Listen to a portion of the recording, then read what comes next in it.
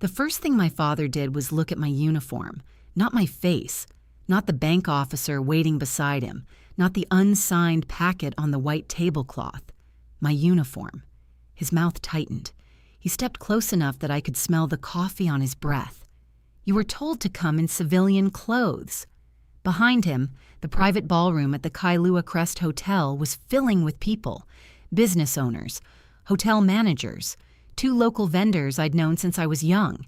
Everyone wore name tags printed with the Rivera Harbor Events logo.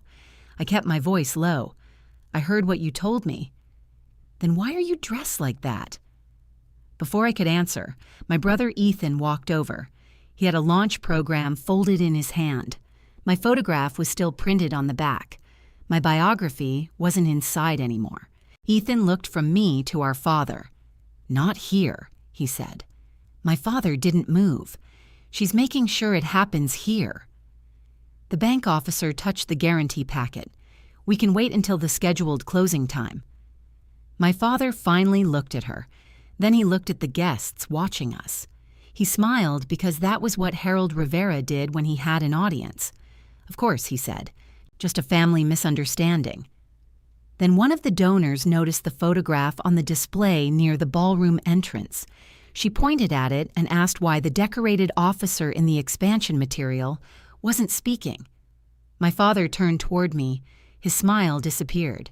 "She abandoned this family for a costume." The room became quiet. I looked down at the table. My name was typed beneath the signature line. That wasn't where the story started. It just happened to be the first moment my father realized I wasn't going to protect him from what he'd said.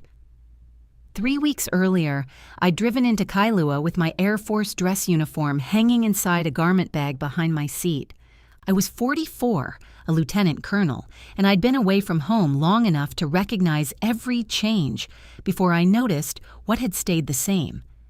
The bakery on Alunu Street had a new blue awning. The old surf shop was gone. Someone had painted the low wall outside the post office. Rivera Harbor Events still had the same cream-colored sign my father installed years ago. The bottom corner had started peeling. I parked beside Ethan's truck and sat for a minute. My father had called 4 days earlier. "We finally got it," he'd said. "Got what?" "The hotel expansion. They're ready to move." He sounded breathless. At first, I thought something was wrong with his heart. "Slow down, Dad. I am slow. You're the one who takes forever to call back." I had called him the same day. That didn't matter. Facts rarely survived the first few minutes of a conversation with my father. He explained that Rivera Harbor Events had been chosen to manage a second private ballroom at the Kailua Crest Hotel. The company already handled smaller receptions there. This new agreement would mean permanent storage, upgraded equipment, and access to larger corporate bookings. "It changes everything," he said. "For the company, for all of us." That phrase bothered me, but I let it pass. Then he asked when I could come home. I was stationed on the mainland at the time. My schedule wasn't something I could rearrange because my father had a good week. Still, I found a window and booked the flight. He didn't mention a loan. He didn't mention my biography. He didn't mention that a bank officer was waiting for my signature. I found out about those things one at a time. When I walked into the office on Alunu Street, Ethan was standing over the copier. He slapped the side tray twice, then pulled out a twisted sheet of paper. "Still doing that?" I asked. He looked up. For half a second, he smiled like my little brother. Then his expression changed. "You're early. Nice to see you too." He wiped toner from his fingers. "I thought your flight landed at noon." "It did. We figured you'd go to your place first." My place was a furnished studio I used when I was in Kailua. It sat behind a couple's house near the canal. I kept almost nothing there, my bags in the car. Ethan glanced toward the front office. "Dad's on a call. I can wait." He stepped away from the copier, blocking the hallway without making it obvious. That was the first strange thing. Ethan had spent most of his life avoiding direct conflict. He would move chairs, change reservations, and call a problem a mix-up. If he stood in a doorway, it meant he'd already decided I shouldn't pass through it. "What's going on?" I asked. "Nothing. You're standing like a bouncer." "I'm standing." "Ethan." He rubbed the toner between his fingers. "Dad's excited. Just let him explain it his way." "Explain what?" The office door opened. My father came out, holding his phone. At 71, he still moved quickly when he wanted people to keep up.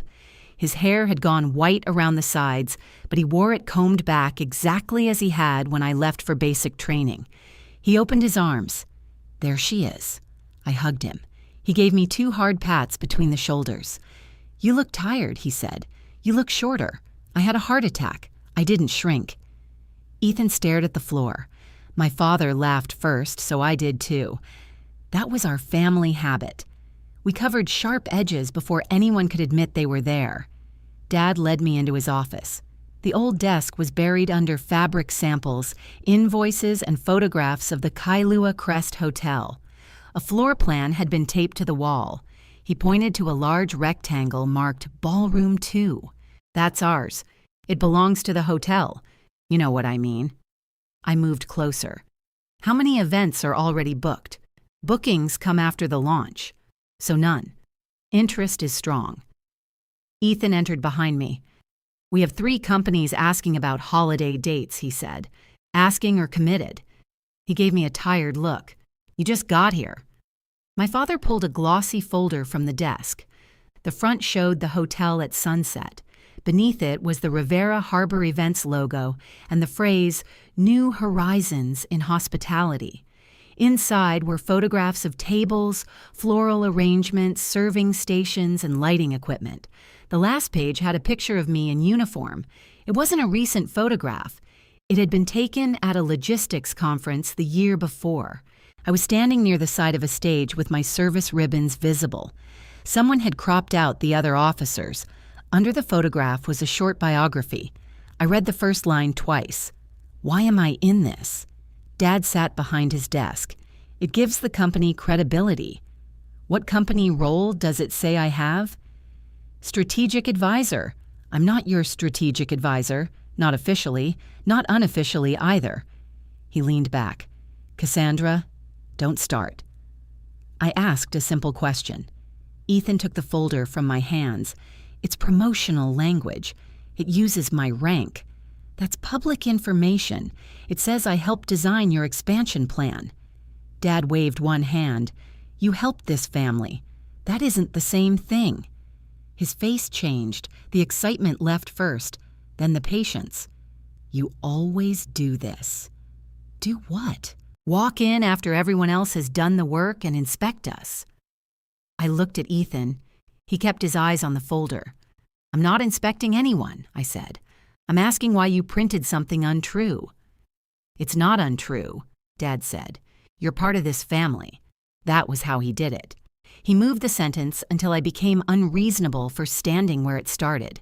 I pulled the biography page free. "Don't print more of these. We already printed them."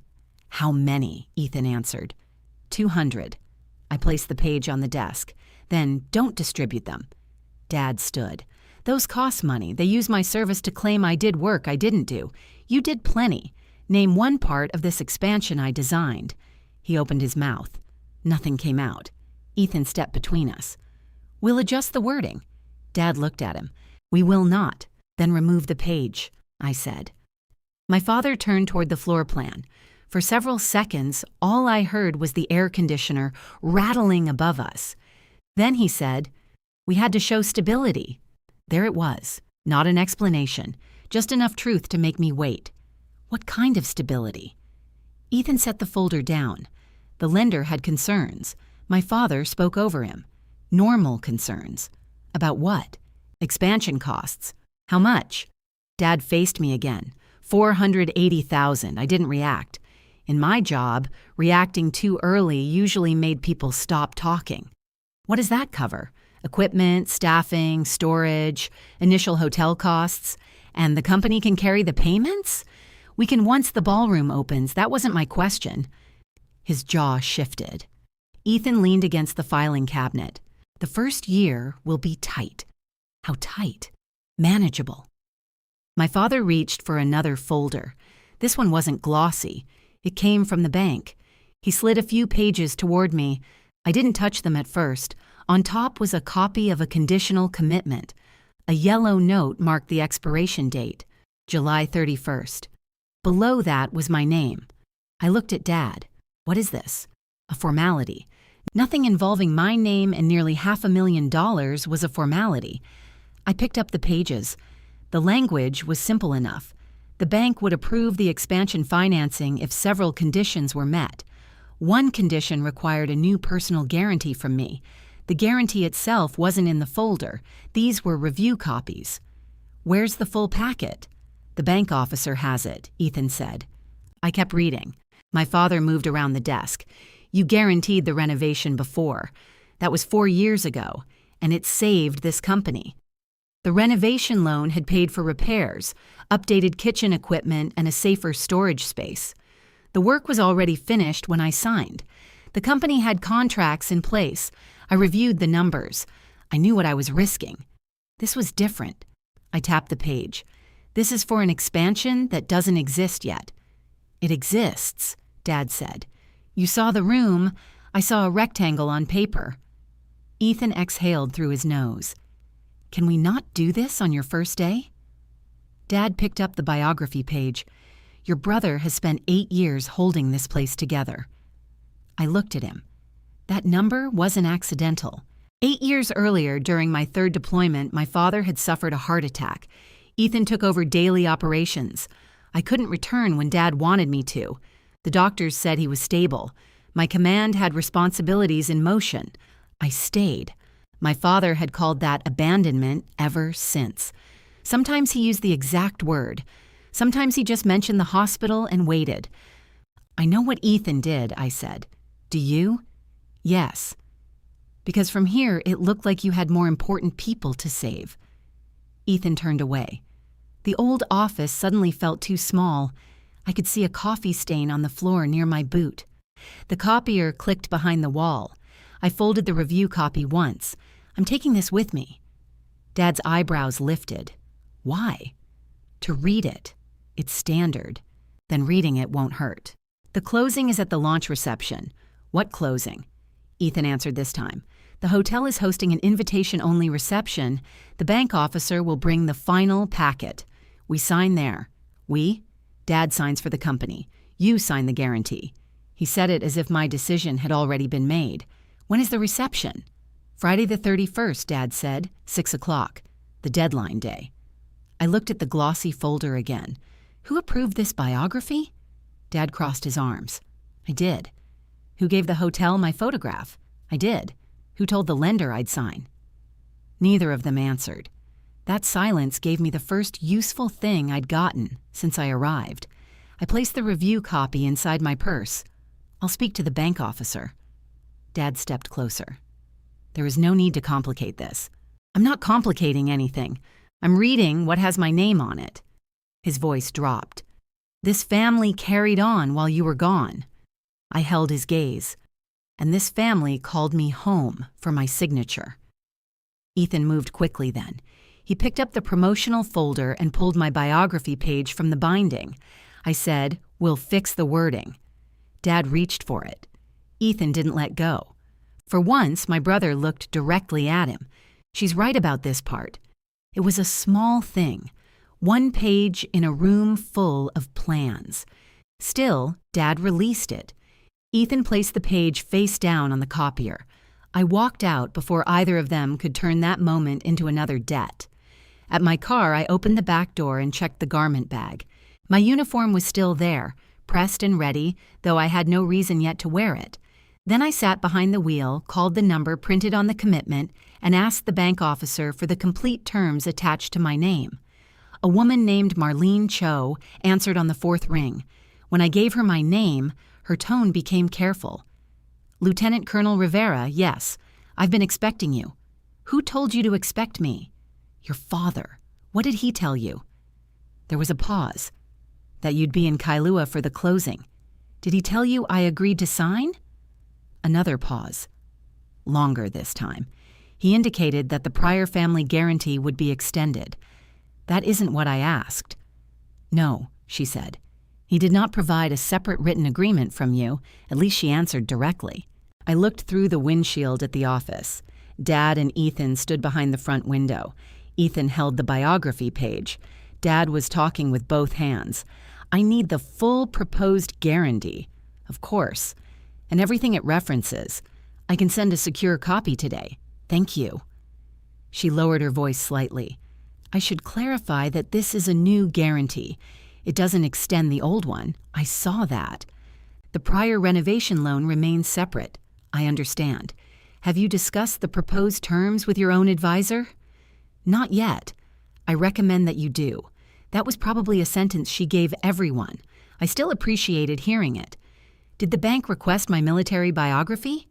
No. That answer came quickly. Did you receive the promotional folder? Yes. Was my photograph part of the credit decision? No. We reviewed company finances and the proposed guarantee. I watched Dad take the biography page from Ethan. Why does the bank need me? Marlene took a breath. The company does not have enough unpledged assets to support the requested amount on its own. That was the clean version. They can't qualify without another guarantor. Correct. Was anyone else considered? I can only discuss the documents involving you. Fair enough. She promised to send the secure link within the hour. Before we hung up, she asked whether I planned to attend the reception. I haven't decided. The closing appointment is set for 7:15 that evening. After the public launch? Yes. That detail stayed with me. Dad wanted the room full before my signature was due. I drove to the studio and carried my bags around the side of the house. The owners had left the key inside a small lockbox. There was a bowl of mangoes on the counter and a note telling me the upstairs shower was being repaired. The air smelled like detergent and damp wood. I hung my garment bag in the narrow closet. It took up most of the space. Then I sat at the little table beside the window and opened the secure link.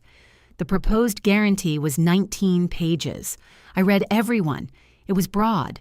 My house, income, and personal assets could be reached if the company failed to pay. The bank wasn't asking me to invest a fixed amount. It was asking me to stand behind the entire obligation. Dad had called that a formality. My phone buzzed while I was reading. It was Ethan. Dad wants to know if you're coming to dinner. I typed, where? His house. I stared at the message. Dad lived 12 minutes away. Ethan could have called. Dad could have called. Instead, I'd been summoned through the same brother who once carried notes between us when we were angry as children. I wrote, 6:30. Ethan answered with a thumbs up. I finished the guarantee before I changed clothes. Dad's house looked almost exactly the way it had before his heart attack. Same low roof, same green shutters, same cracked planter near the front steps. My mother had chosen those shutters. She'd been gone long enough that neither of us mentioned replacing them. When I knocked, Dad called from the kitchen. It's open. He was stirring something in a wide pot. Ethan stood at the counter slicing green onions. I put a paper bag beside him. What's that? Ethan asked. Bread from the bakery. Dad looked over. I already bought rolls. Then we have both. He grunted and kept stirring. That was as close as he came to saying I shouldn't have bothered. I washed my hands and opened the cabinet above the sink. The dinner plates were on the second shelf. They had always been on the second shelf. I set 3 places without asking. Ethan watched me. You remember where everything is? Dad doesn't move anything. I move things, Dad said. I opened the silverware drawer. There was a stack of old takeout menus inside. Clearly. Ethan laughed. Dad tried not to. For a few minutes, it felt normal. Dad made beef stew even though the evening was warm. He always cooked heavy food when I came home. When I was 22 and preparing to enter the Air Force, he told me I needed to gain weight. He'd been feeding me like a recruit ever since. We carried the bowls to the table. Dad sat at the head. Ethan sat on his right. I took my old place across from him. Did you talk to the bank? Dad asked. I buttered a piece of bread. Yes. His spoon stopped. What did they say? They sent the full proposed guarantee. I could have given you that. You didn't have it. I had the important pages. The signature page isn't the important part. Ethan kept eating. Dad pointed his spoon at me. You always assume somebody is trying to fool you. No, I assume people should read before signing. It's the same bank as before. It's a different loan. The company has never missed a payment. I know. Then what is the problem? I didn't say there was a problem. You're acting like there is. I set down my bread. You used my photograph without asking. You gave me a title I don't hold. You told the bank I'd sign before speaking to me. Those are 3 problems. Ethan wiped his mouth. I removed the biography page. Dad looked at him. From the office copies, Ethan added, we need to talk to the hotel about what they already have. Why do they have any? I asked. Dad leaned back. Because they asked what makes Rivera Harbor events different. And your answer was me? My answer was family. I waited. He stared at his bowl. That was the pattern. He said something warm enough to make refusal feel cold. Then he waited for me to finish the work. I'd fallen for it more times than I could count. In 2022, when the company needed the renovation guarantee, he'd called me late on a Sunday. The kitchen ceiling had leaked again. 2 clients were threatening to leave. Ethan had gone without a full paycheck for 3 months. Dad didn't ask me to save the company. He said, your brother is carrying too much. I reviewed that loan because Ethan really was carrying too much. I signed because the repairs were necessary and the numbers worked. Afterward, Dad thanked the bank. He thanked the contractor. He thanked Ethan at the reopening dinner. When I teased him about forgetting me, he said, you're family. I shouldn't have to make a speech. I accepted that answer. Sitting at his table 4 years later, I could see what accepting it had taught him. My help required no request. My risk required no thanks. My service could be borrowed whenever it made him look stable. My service itself was another matter. Dad pushed his bowl away. Do you know how many people came through the office while I was recovering? No. Dozens. I called every day. You called when you could. I called every day. He lifted both hands. Fine. Every day. Ethan looked down. I knew where the conversation was going. I could have stopped it. Instead, I followed. The hospital had your medical contact information. That's not the point. What is the point? The point is your brother was here. There it was. Ethan's shoulders tightened. I was deployed, I said. You chose to stay. I didn't choose your heart attack. You could have asked to come home. I did. That made Ethan look up. Dad's expression didn't change. What? Ethan asked. I turned toward him. I requested emergency leave. You never told me that. It wasn't approved. Dad reached for his water. I don't remember that. I told you from the phone tent. You told me you were needed there. Both things were true. Ethan's knife rested beside his plate.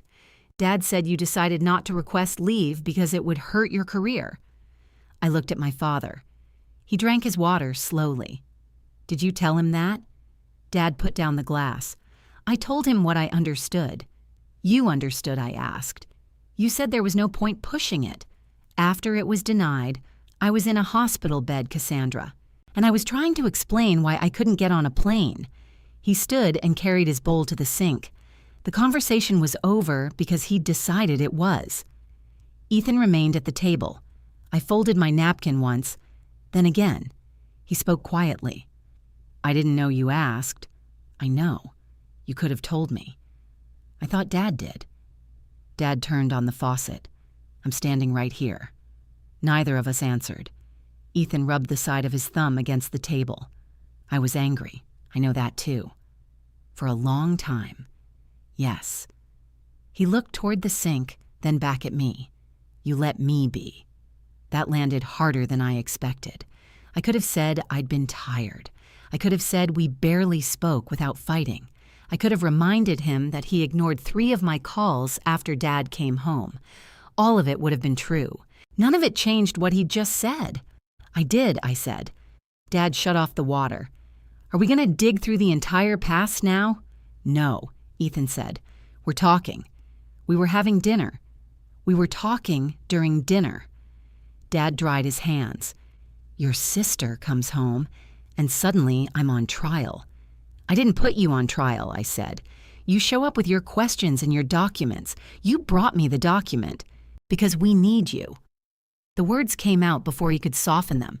He looked annoyed with himself, not ashamed, annoyed. I picked up my plate. "For what, exactly?" He reached for it. "Leave that." I held on. "For the guarantee? For the launch? For the company? For all of it? Do you need me there, or do you need my name there?" His fingers loosened from the plate. Ethan stood and began gathering the silverware. Dad walked out of the kitchen. A few seconds later, the television came on in the living room. Some local news presenter was talking about traffic near Honolulu. Ethan ran water over the bowls. He does that every night now. "What?" Turns on the television when he's done listening. I handed him a plate. "You live here?" "Most nights I sleep at my apartment. I eat here. Does he need help?" "He needs people nearby. He doesn't call it help." That sounded like Dad. Ethan placed the bowls in the drying rack. After the heart attack, he was scared the company would disappear. I understand that. No, I mean, he became obsessed with it. Every lost booking was the end. Every late payment was the end. I kept telling him we were still operating. And now he thinks the second ballroom proves we survived. I leaned against the counter. Can the company handle it? Ethan dried his hands. If everything goes right. That isn't an answer. It's the answer I have. Did you build the expansion plan? Most of it. Did you put me in it? His eyes moved toward the living room. Dad said the bank would feel better if you were visible. The bank says my photograph had nothing to do with its decision. I didn't know that.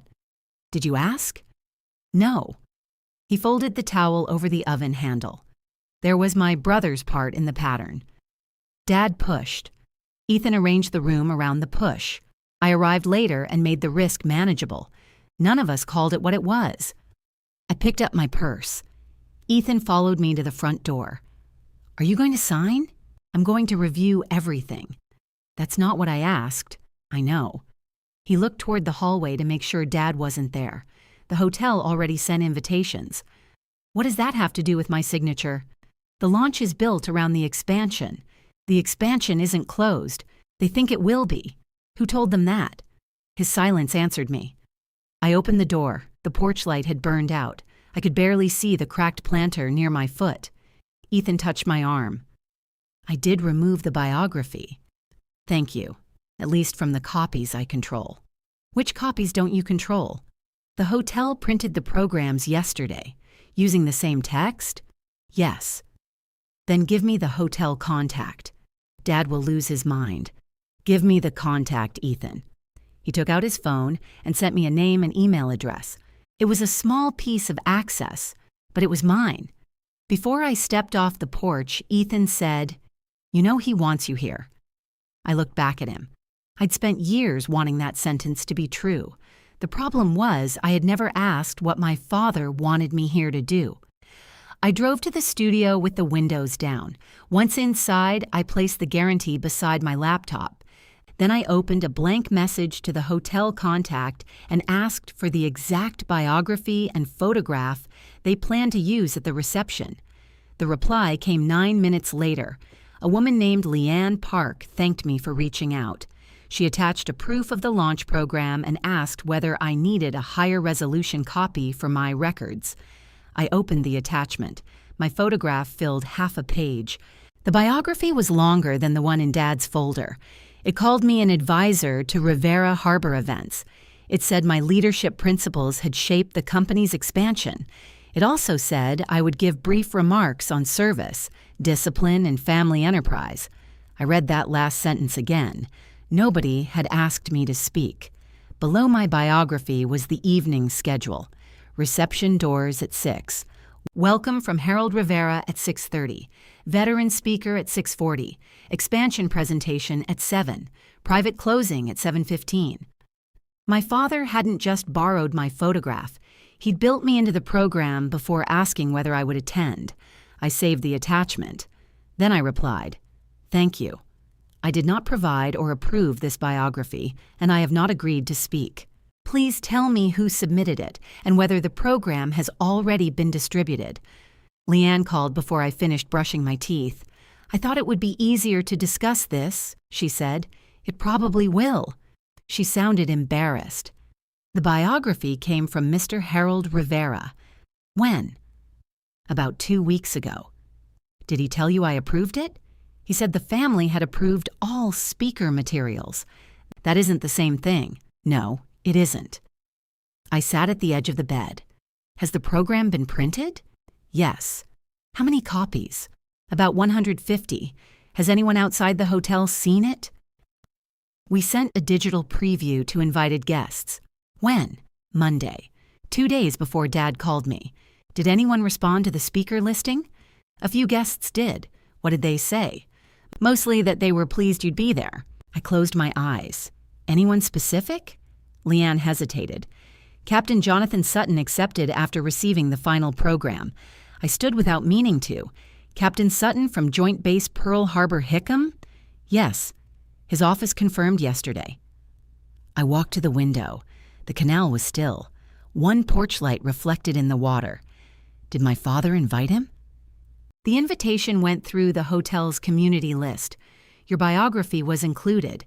Captain Sutton was 53 and commanded the Joint Base. I hadn't spoken to him in months, but I knew him well enough to understand why the invitation had caught his attention. Years earlier, our paths crossed during deployment support work.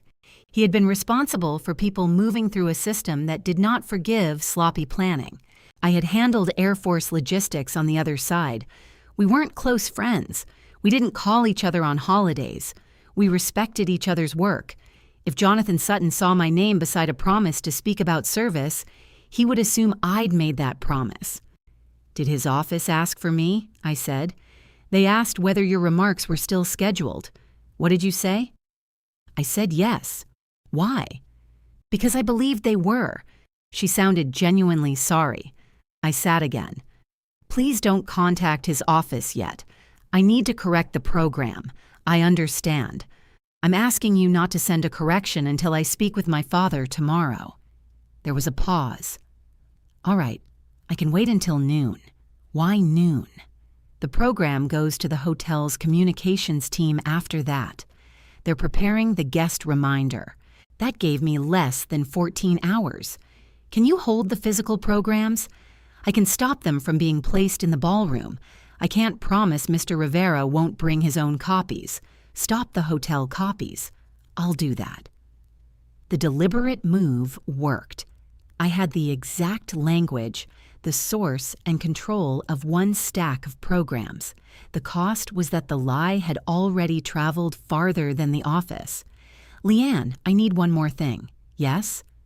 Forward me the email that delivered the biography. I can't forward internal correspondence without approval. Then tell me whether my father sent it himself. He did. Did my brother receive a copy? She became careful again. He was included.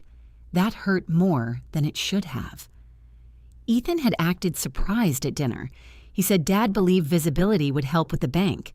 He never mentioned knowing I'd been listed as the veteran speaker. Thank you, I said. Lieutenant Colonel Rivera? Yes? I'm sorry we didn't confirm this directly with you. So am I. I slept badly. At 6 in the morning, I gave up and made coffee. The studio had one chipped mug with a picture of Diamond Head on it. I stood at the counter and read the program again.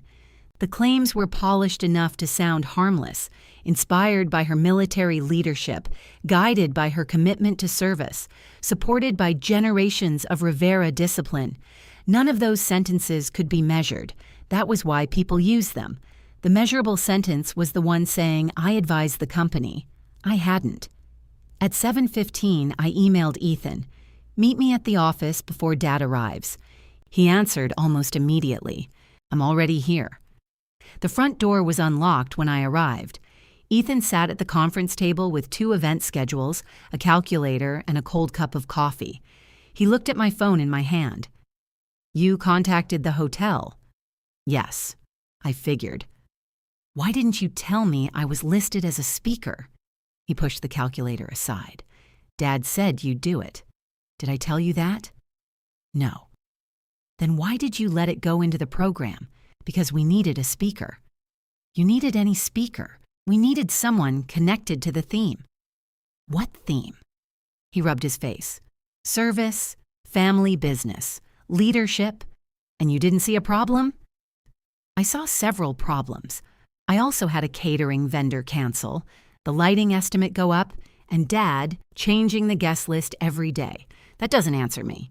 I didn't think you'd refuse to say 5 minutes of nice things. It doesn't say 5 minutes of nice things. It says I helped shape the expansion. That line was Dad. You were copied. I didn't write it. You didn't correct it. He stood and carried his coffee to the sink. I stayed at the table. You gave me the hotel contact last night. Why? He turned on the faucet. Because you asked. No. You've avoided giving me answers since I walked in. Why did you give me that one? He poured out the coffee. Because I wanted you to find it. The room went quiet. Find what? The program. You could have shown me. Then I'm the one fighting Dad. You are the operations manager. He's the founder. That's not an answer either. He dropped the paper cup into the trash. I spend all day answering for decisions he makes before I hear about them. Did he submit the biography without you? No. Then this one you heard about. Ethan pulled out the chair across from me. I told him the advisor language was too much. What did he say? He said you'd signed for us before, so you were already part of the company's financial structure. That doesn't make me an advisor, I know. Did you tell him? Yes. What happened? He changed the subject. I slid the program toward him. Captain Sutton accepted. Ethan frowned. Who? The base commander. He read the guest section. Dad will love that. That's what you're worried about? I'm telling you what he'll say. He'll say it proves the program worked. Yes, even though it isn't true. Ethan looked at the printed photograph. Most of it is true. I felt my back straighten. Which part? You served, your family. You helped the company. I did not advise this expansion. I know. Then stop saying most of it. He pushed the page away. You want everything to be exact. When it uses my rank, yes. It's a reception, Cassandra. It's not an official record. That doesn't make it available for decoration. His mouth tightened. You think I don't understand that? I don't know what you understand. You won't say what you believe. He looked toward Dad's closed office door. I believe if this expansion fails, I've wasted 8 years. There it was. Not the company, not the jobs. Him. I leaned forward. Why would it mean that? Because I built the plan. A plan can fail without your work becoming worthless. That sounds like something people say when they have another career to return to. I didn't answer right away. Ethan had spent years handling deliveries, broken equipment, late clients, and Dad's moods. I knew that. I also knew I had treated the business like a room I could enter when needed and leave when it became painful. Dad blamed me for leaving. Ethan resented that I could. What do the current numbers look like? I asked. He watched me. You want to inspect them now? I want to understand what you built. Why? Because you just told me what it means to you. His face softened, but only slightly.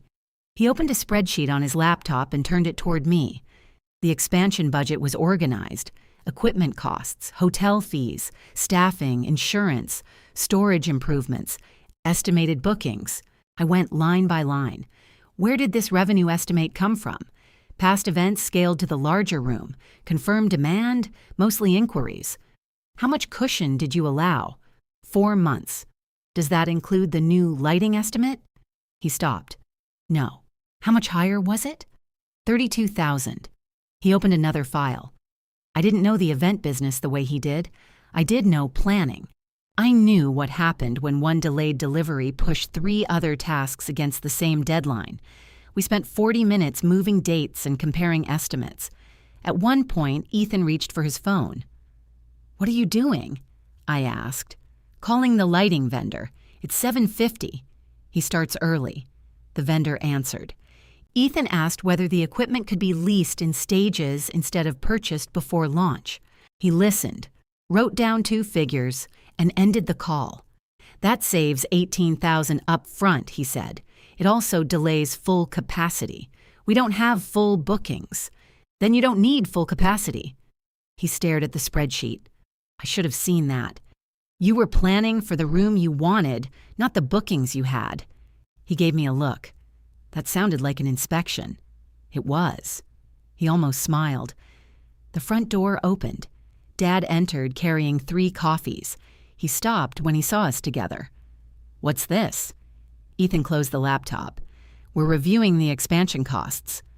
Dad handed him a cup. She's reviewing them. I asked to see them, I said. He set the second coffee in front of me. You said you weren't an advisor. I'm not. Looks like advising. I'm trying to understand the risk attached to my name. His expression hardened. Always the risk. I wrapped my hands around the coffee but didn't drink. The hotel is holding its programs until noon. Dad stood very still. Why? Because I didn't approve my biography. He looked at Ethan. You gave her Leanne's information. Ethan didn't deny it. Dad placed his own coffee on the table. You had no right to interfere with the launch. It's my photograph and my record. It's my company. Then promote your company. His face reddened. We are 4 days from the reception. Then correct it today. To what? The truth. What truth would satisfy you? That I didn't advise the expansion and haven't agreed to speak? Dad stared at me. You came all this way to help.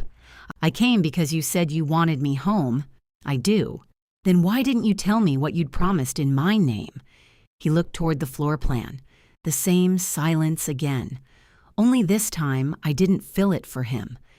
At 8:20, he picked up the program. Captain Sutton is coming. I know. You contacted him? No. He accepted because of you. He accepted because he believes I agreed to speak.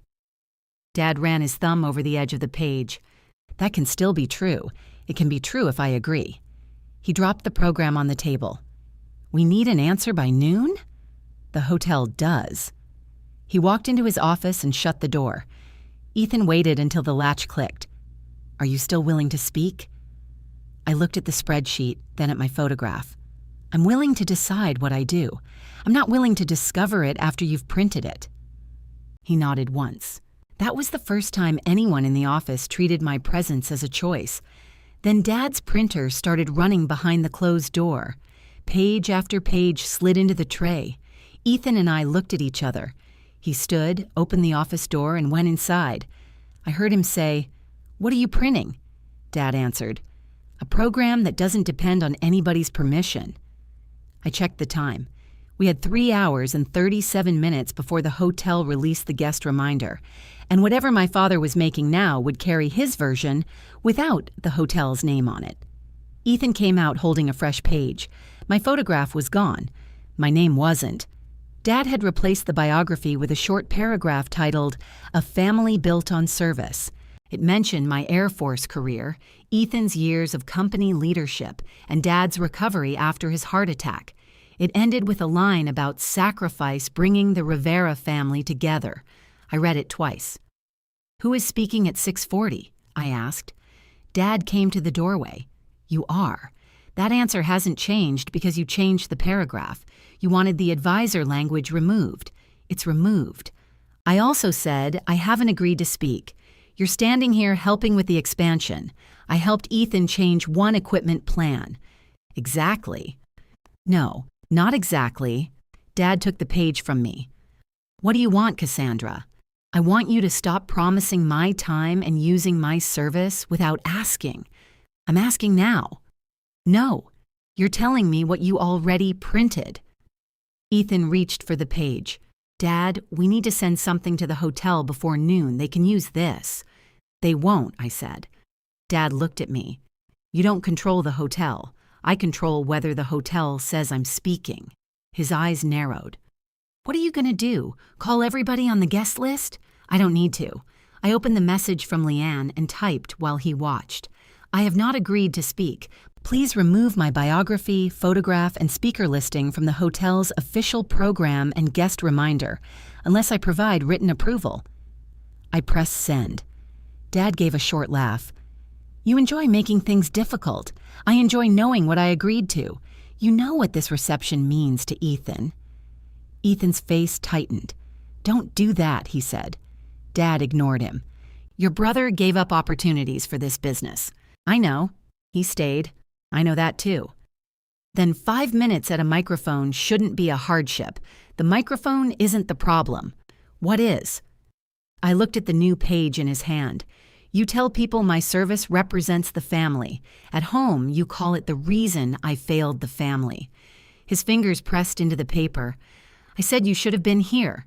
You call it abandonment, because that's what it felt like. To you, to all of us." Ethan spoke from beside the copier. "Not all of us." Dad turned. Ethan was staring at the paper tray. "I was angry," he said. "That's not the same as what you keep saying. You told me she should have come home. I didn't know she requested leave." Dad's voice rose. "She could have done more." I waited until he faced me again. "If you want to use my biography, introduce me truthfully." "What does that mean?" "It means you don't tell guests my service shaped your company. You say I served 22 years in the Air Force. You say I completed 3 deployments. You say I did not advise this expansion. That sounds ridiculous. It's accurate. You want me to stand in front of business partners and explain a family argument? No. I want you to stop using one version of me in public and another version at home." His face went still. I kept my voice level. "If I speak, you stop calling my service abandonment, not just at the reception. You stop saying it to Ethan. You stop using it every time you want something from me." Dad folded the page in half. "You don't get to edit my memory. I'm setting a condition on my participation. This family doesn't need conditions. The bank seems to disagree."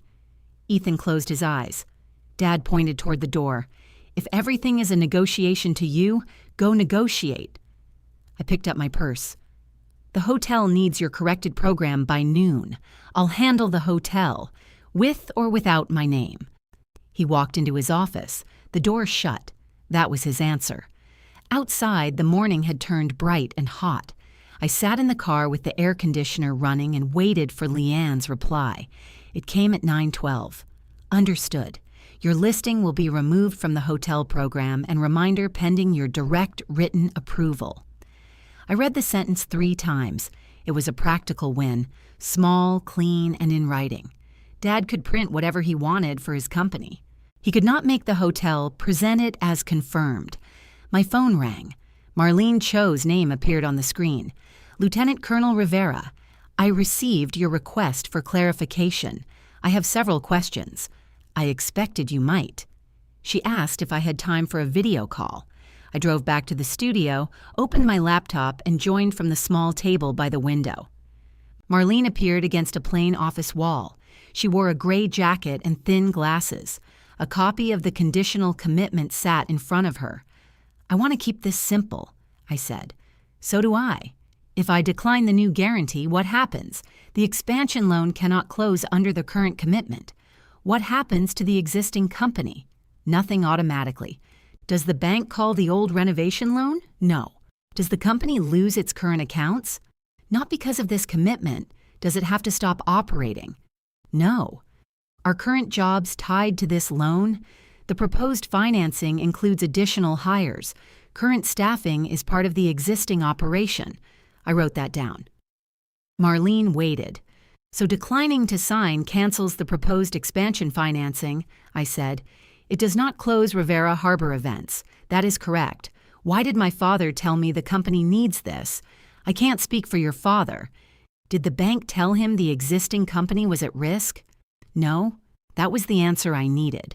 I already understood that the new guarantee was optional. I knew the expansion depended on it. What I hadn't confirmed was how cleanly the 2 parts separated.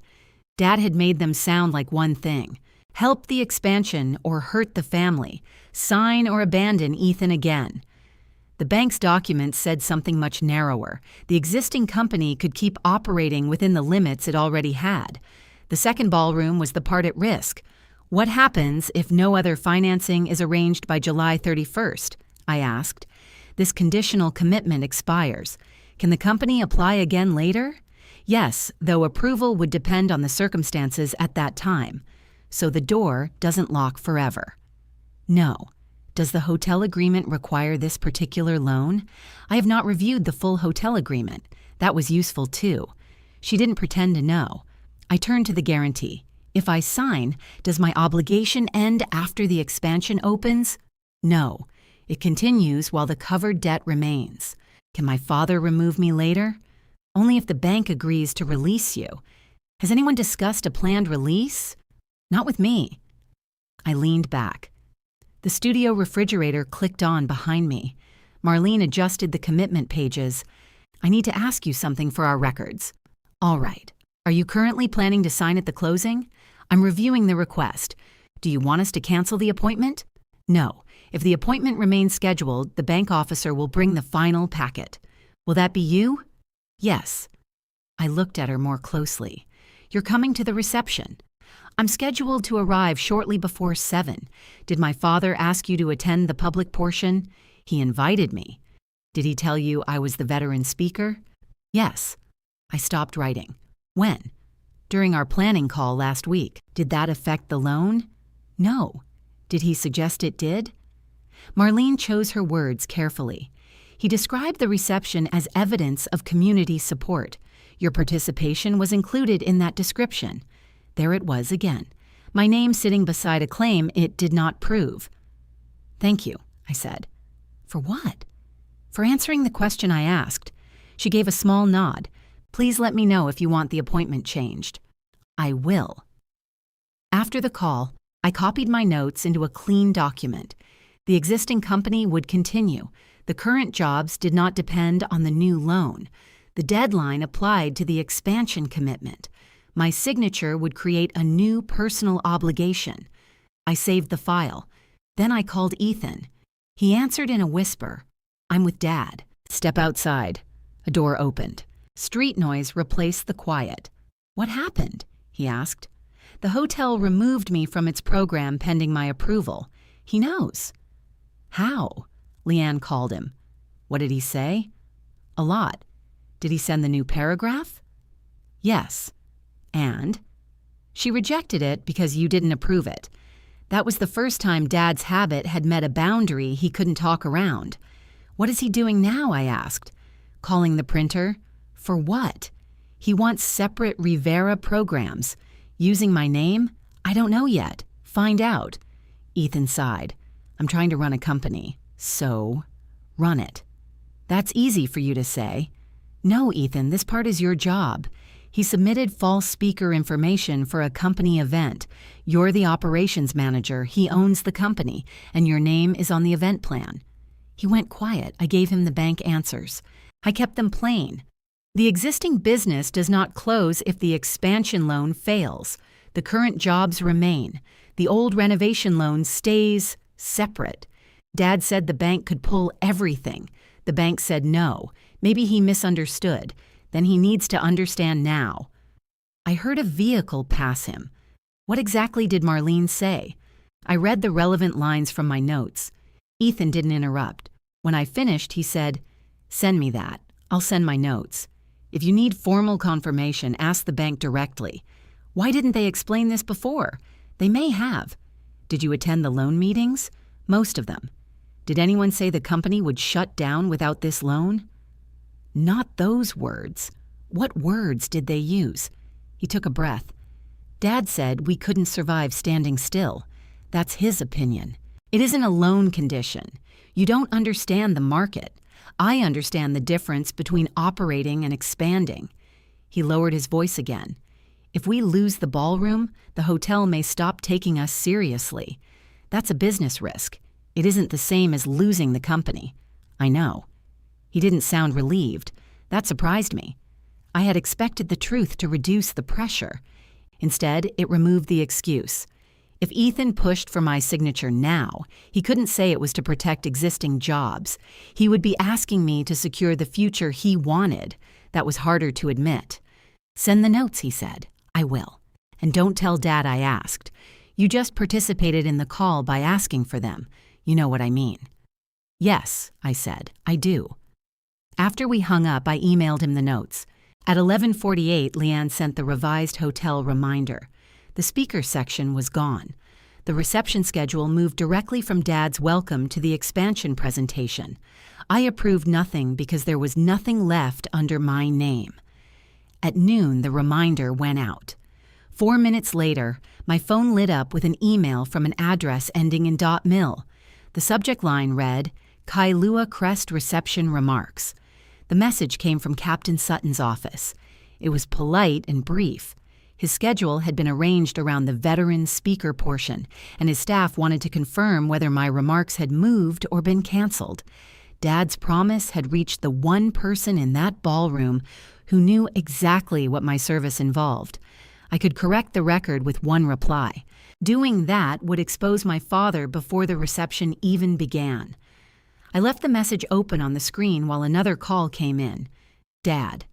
I answered. You had the hotel erase you, he said. I had them remove something I never approved. Captain Sutton's office just contacted me. What did you tell them? That the schedule is being adjusted. Is that true? It will be. How? You're going to speak. I gave you my condition, and I rejected it. Then I'm not your speaker. His breathing changed. The reception is in 4 days. The bank is coming. The hotel president is coming. Ethan has partners flying in. That doesn't change what you did. You want an apology before you help your own brother? I want the truth before you use my name. You always need everyone to salute before you lift a finger. I said nothing. He waited for me to defend myself. I didn't. Finally, he spoke again. Come to the office at 4. We are going to settle the program, the closing, and what you're wearing. What I'm wearing? Civilian clothes. This is a business reception, not a parade. The line went quiet. For the first time, I understood the full arrangement he wanted. My service was supposed to enter the ballroom. I was supposed to leave its identity at the door. At 4, Dad had arranged 3 chairs in front of his desk. That was how I knew he planned to control the conversation. He sat behind the desk. Ethan took the chair nearest the door. I remained standing. Dad pointed to the empty seat. Sit down, I'm fine, this will take a while, then start. He slid a printed schedule across the desk. My speaking slot was gone. In its place was a 10-minute presentation by Ethan called Building the Next Generation. I read it. Dad watched my face. You wanted off the program. I did. Your brother will speak instead. Ethan shifted in his chair. That's fine with me. Dad continued. You'll attend in civilian clothes. You'll sit at the family table. After Ethan's presentation, we'll move to the private closing area. Why civilian clothes? Because I don't want people thinking the Air Force is endorsing the company. You used my uniformed photograph to promote it. The photograph is already out, so the photograph can suggest endorsement, but my actual uniform is too much? Dad leaned forward. This isn't complicated. Come as my daughter. Your materials don't present me as your daughter. They present me as a military advisor. That language is gone. From the program, he picked up a pen. Good. We agree. No, we don't. Ethan spoke before Dad could. She's asking about the display boards. I looked at him. What display boards? Dad stared at Ethan. Ethan rubbed his palms against his trousers. The hotel requested visual material for the reception. What visual material? Company history, past events, the expansion concept. And one board includes your conference photograph, the same photograph. How many boards? 6 total. You're on 1. What does it say? Dad answered. It says Rivera Harbor Events is strengthened by family service. That isn't specific. It doesn't need to be. Send me a picture. We don't have time to review every word with you, then take my photograph off. Dad dropped the pen. The boards are finished. Finished things can be corrected. Everything costs money to you until someone else pays for it. I looked at the loan schedule on his desk. That's an interesting sentence. Ethan stood. Can we stay on the reception? Dad pointed to him. You present the expansion. You thank the hotel. You explain what you built. Then your sister signs quietly. That's the evening. There it was in plain language. Ethan received the public credit. I assumed the private risk. I turned to him. Is that what you want? He didn't answer quickly enough. Dad did it for him. He deserves recognition. I didn't say he didn't. You always make him ask. Ethan looked at Dad. She asked me. Dad waved him off. I kept my eyes on my brother. Is that what you want? He stood beside the door with one hand on the chair. I want the expansion to close. That isn't what I asked. I want one night where Dad isn't apologizing for this company being small. Dad looked pleased. Ethan noticed and added, and I want you there. As what? My sister. Who signs after everyone applauds you? His mouth tightened. Why does that bother you? It doesn't. You did the work. Then what are we doing? I'm deciding whether I'm willing to carry the risk. Dad pushed back from the desk. You already carried it once. That doesn't create a standing appointment. If you deny this guarantee, you destroy the family again. Ethan said it quietly. Dad didn't correct him. I looked at Ethan for a long time. The company continues without this loan. Not the way it needs to. That's different. Not to me. He picked up his phone and left the office. The front door closed hard enough to shake the glass. Dad sat down again. You see what you do? What I do? You make him defend wanting a future. I asked him one question. You ask questions until people give you an answer you can use against them. I folded the schedule. Send me the display board. You're not removing it. Then why are you hiding it? He looked toward the front window. That was enough. I walked outside and found Ethan leaning against his truck. He was typing with both thumbs. Who are you messaging? I asked. The display vendor. Why? To get you the picture. A moment later, my phone buzzed. The image was clear. My photograph occupied the center of a board titled Service Before Self. Around it were pictures of company events. A paragraph below my photograph said that my military leadership had helped Rivera Harbor events meet complex logistical demands. It was worse than the biography. It didn't call me an advisor. It simply claimed I'd done advising work. When did you approve this? I asked. I didn't approve the final wording. Who did? You know who. Did the hotel see it? The boards were delivered this morning. Where are they? In ballroom storage. I opened the email from Captain Sutton's office. I had not answered yet. If he walked into that ballroom and saw the board, he would have no reason to question it. He knew I understood logistics. He knew I had coordinated complicated movement under pressure. The claim would sound natural because it was close to the truth, just not true about Rivera Harbor events. I'm going to the hotel, I said. Ethan looked toward the office. Dad said we have the final walkthrough tomorrow. I'm going today. Leanne may not be there. I'll call. He followed me to my car. What are you going to do? Look at the materials. Then what? I'll decide after I see them. Cassandra. I opened the door. I'm not making the hotel guess which claims I approved. If they pull the boards, Dad will know I sent the picture. He already knows you told me. That's not the same. No, I said. It isn't. Leanne met me near the service entrance 25 minutes later. She wore a hotel badge and carried a ring of keys. I can give you 10 minutes, she said. We have another event loading in. That's enough. The hallway behind the ballroom smelled like carpet cleaner and warm bread. Hotel staff pushed carts past us. A stack of folded tablecloths leaned against one wall. Leanne unlocked a storage room. The 6 boards stood on easels near the back. Dad had arranged them as a company timeline. The first showed a photograph of him beside the original office sign. The second featured early weddings and community dinners. Ethan appeared on the third carrying equipment during a hotel event. My board came next. The last 2 showed digital images of the proposed second ballroom. I walked closer.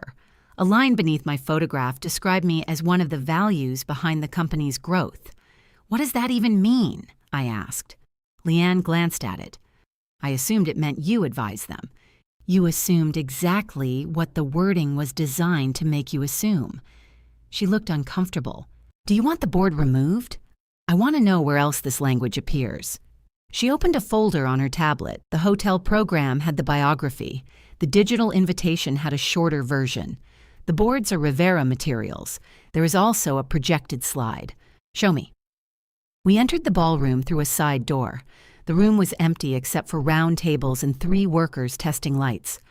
A large screen stood behind the low stage. Leanne tapped her tablet. The projector came on. The Rivera Harbor Events logo appeared first, then the hotel rendering. Then my photograph filled the screen. Beside it were 3 words: discipline, service, trust.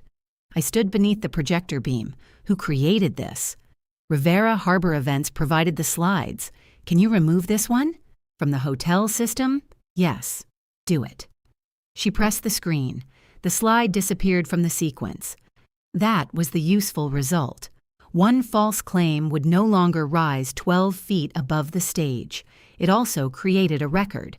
The system asked for a reason. Leanne typed, "Removed at subject's request. No approval provided." "Will my father see that?" I asked. "The event contact receives change notifications." His phone rang before we left the ballroom. He called twice. I let both calls go to voicemail. Leanne took photographs of the 6 boards. "I'll send these to you," she said. "Thank you. We need a decision about the boards by tomorrow morning." "Why?" "Anything displayed in the ballroom requires hotel approval. Now that you've disputed the content, our communications team will hold this board. Can the other 5 stay?" "If they meet normal event rules. I'm not trying to stop the reception. I understand. Who has authority to correct the board?" "Rivera Harbor Events submitted it. The company can replace it. Can they display the same one over my objection?" "Not in the ballroom." That was another small line Dad couldn't cross by simply speaking louder. Leanne locked the storage room. My phone rang again. This time it was Ethan. "Dad got the slide notification," he said. "I expected that." "He wants to come down there. I'm leaving." "What happened to the boards?" "The hotel is holding mine." "Only yours?" "Yes." "Can the others stay?" "For now." He let out a breath. "Thank you." "For what?" "Not shutting down the whole display. I don't have a problem with the company's history.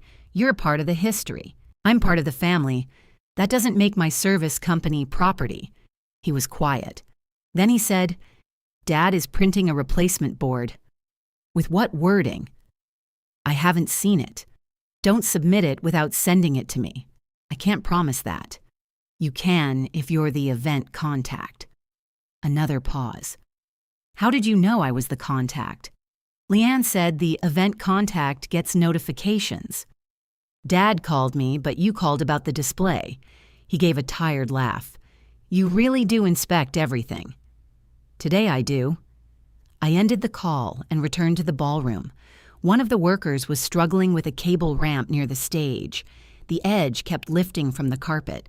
A server cart caught it and stopped. I knelt beside him. "The cable is pulling from the wrong side." He looked at the screen, then at me. "I need the projector connected." "You can keep it connected. Give it slack at the wall." We moved one equipment case, loosened the cable, and laid the ramp again. The cart rolled across without catching. Leanne watched from the doorway.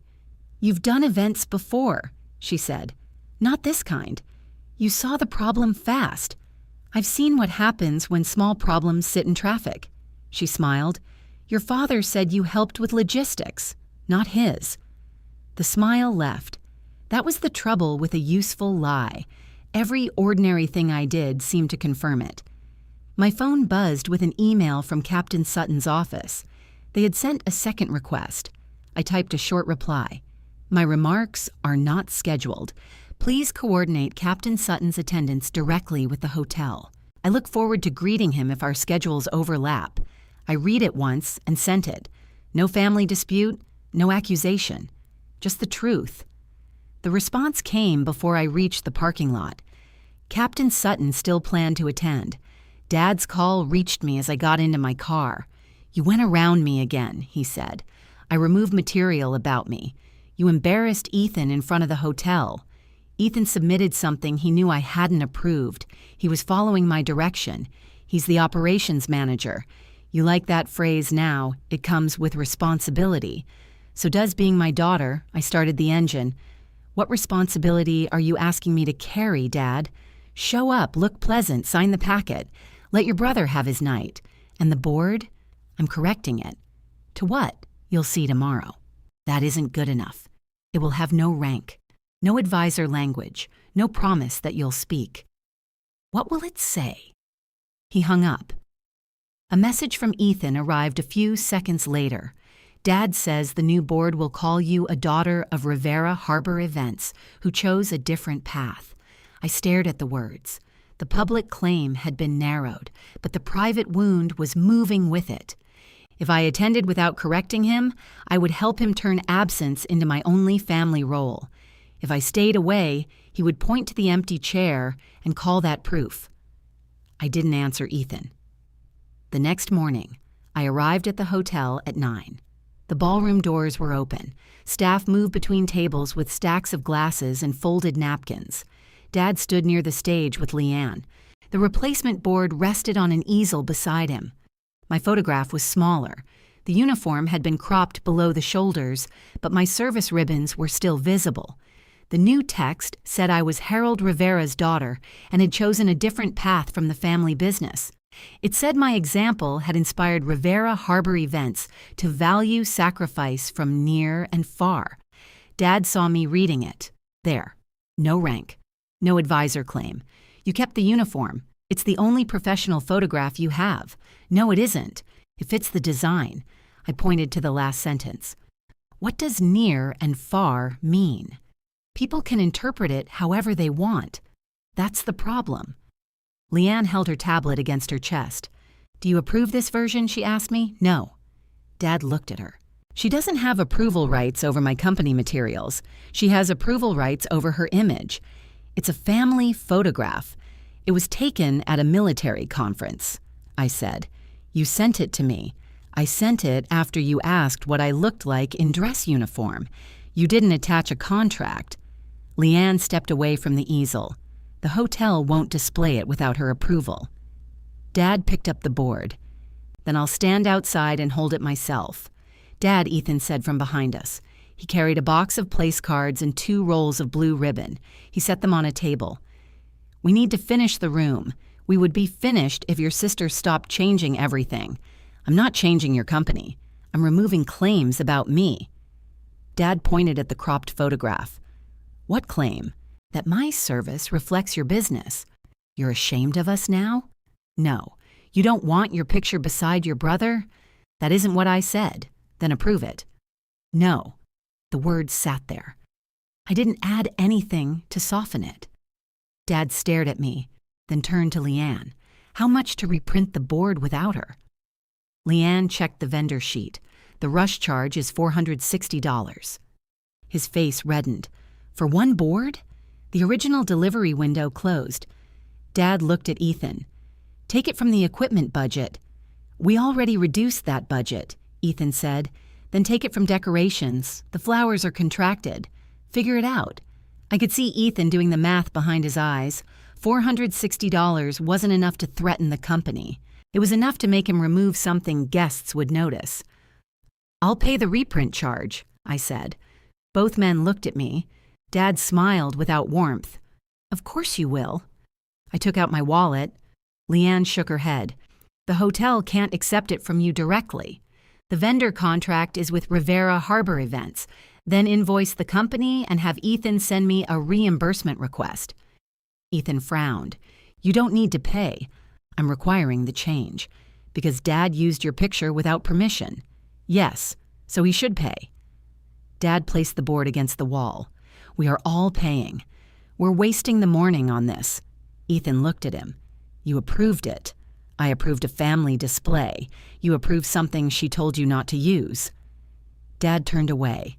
Ethan took the board off the easel. For a second, I thought he might carry it back to storage.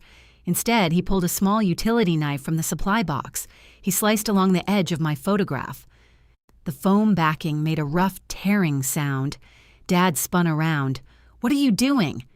Removing it. You just ruined the whole board. It already needs to be reprinted. Ethan lifted the cut section free. A white rectangle remained between photographs of Dad and the ballroom rendering. He handed the piece to me. My cropped face looked back from his palm. "Now nobody can accidentally put it out," he said. That was the useful result. No debate, no hidden copy waiting beside the stage. Dad walked toward the service hallway.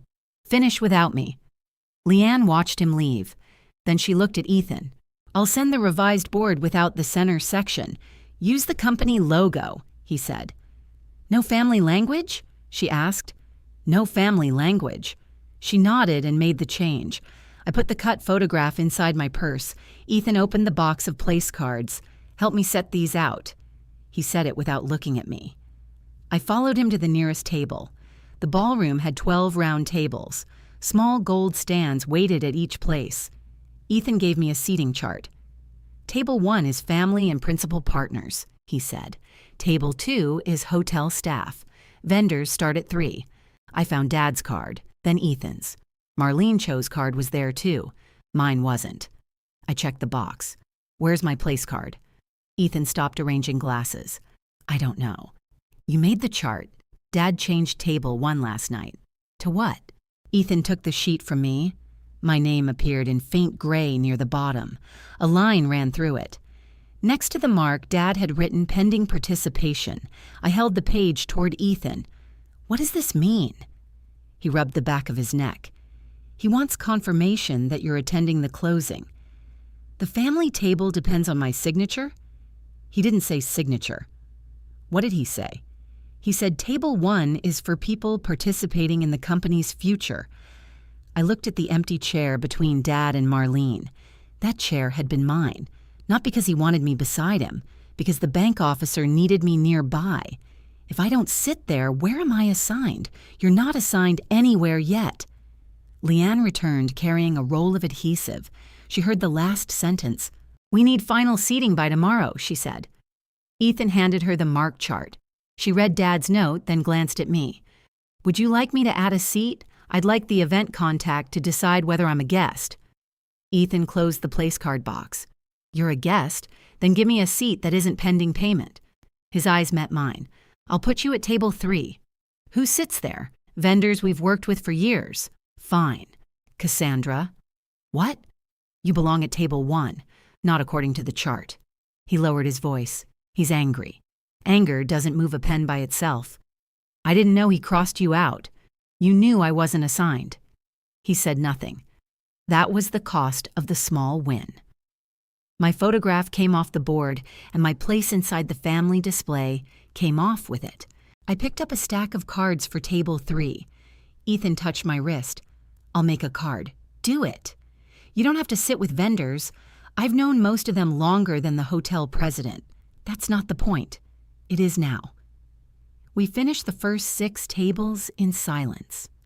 At table 3, Ethan placed my handwritten card between a florist and an equipment supplier.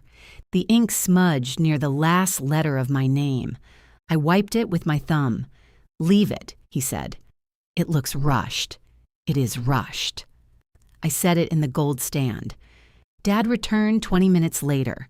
He had changed shirts. He walked around the tables, checking every place. When he reached table 3, he stopped. My card was easy to see. "Who put her here?" he asked.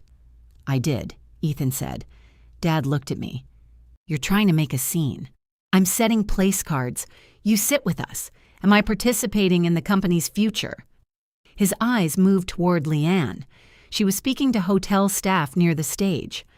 "This is a private conversation," he said. "You made the seating chart part of the event. I crossed out one name because you refused to confirm. I confirmed I would attend. You have not confirmed the closing. The closing is a separate decision, not for this family." Ethan stepped beside us. "It should be separate." Dad looked at him. "You want to explain to our partners why your sister is sitting with vendors?" "I'll say she wanted to." "I didn't," I said. They both turned to me. I kept my hand on the back of the chair. I wanted to sit with my family.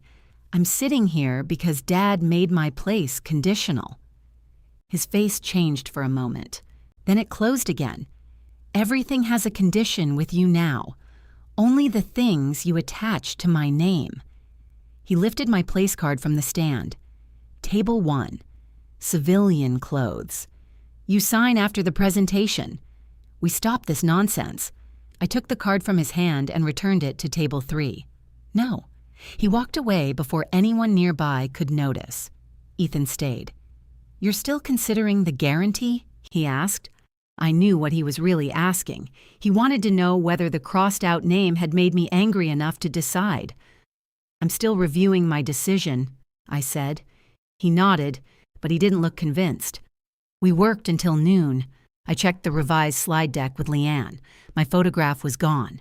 My name appeared nowhere in the hotel materials. Dad's welcome remained. Ethan's presentation remained.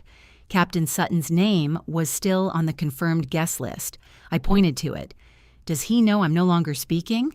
His office received your email and the hotel update. He's still coming? Yes. Did he give a reason? He said he had accepted the invitation and would honor the commitment. That sounded like him. Leanne opened the final event notes. One more question. Will you be in uniform? Why? Security and protocol asked whether any uniformed guests were expected. Captain Sutton may be in uniform. His office already confirmed that. I'm asking about you. I looked toward table 3. Dad had moved my card again. It now sat on a side counter beside unused names. I walked over, picked it up, and returned it to the table. Yes, I told Leanne, I'll be in uniform. Across the ballroom, Ethan heard me. His head lifted. Dad was speaking to a lighting worker near the stage. Ethan went to him and whispered something. Dad looked directly at me. I had wanted one honest introduction. Then I wanted one clean program. Then I wanted one place at my father's table. Each goal depended on him agreeing that I belonged. That was no longer enough. If I spent the next 2 days trying to win back a chair, he would keep deciding what I had to trade for it. I walked to the stage and stood in front of both of them. I'll attend the reception, I said. I'll choose my clothes. I won't speak unless the introduction is accurate. I won't allow my photograph or biography in company materials without approval. The closing remains a separate decision. Dad crossed his arms. You plan to embarrass us in uniform. I plan to arrive as myself. At a family business event. Yes. Then don't expect to be presented as part of the business. I'm not part of the business. Ethan looked between us. What are you trying to accomplish now? I looked at my handwritten place card across the room. I'm done trying to earn a place by making Dad comfortable. Dad laughed once. You think a uniform changes where you sit? No.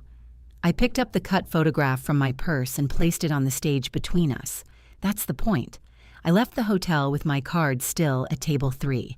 Back at the studio, I took the garment bag from the closet. I checked every seam, ribbon, badge, and button. Then I set the uniform where I could see it. I wasn't preparing to convince my father that my service mattered.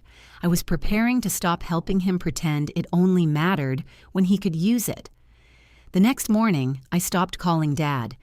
Every important conversation with him ended the same way. He changed the subject, questioned my loyalty, or walked out. Then everyone remembered a different version. I opened my laptop and wrote one email. I sent it to Dad, Ethan, and Leanne. I will attend the reception as Harold's daughter and Ethan's sister. I am not an advisor to Rivera Harbor events and have not endorsed the expansion. My photograph and service record may not be used without my written approval. If the company wants me to speak, the introduction must be accurate. My decision concerning the proposed guarantee will be made separately at the scheduled closing. I read it twice. Then I added 2 options. The first was a short introduction. It stated my rank and length of service. It did not connect my work to the company. The second option removed me from the program completely. I pressed send. Ethan called 6 minutes later. You copied the hotel. Yes. Dad says you're trying to put him under supervision. I'm making the choices clear. He hates both options. He can hate them in writing. Can you take Leanne off the email? No. Why? Because the last correction disappeared when it stayed inside the family. Ethan lowered his voice. Dad's reading every sentence like it's an accusation. They're factual. That makes it worse for him. I know. He waited for me to offer another version. I didn't. "What do you want me to do?" he asked. "Choose one option as the event contact. Dad will overrule me. Then make him do it in writing." "That's your strategy now?"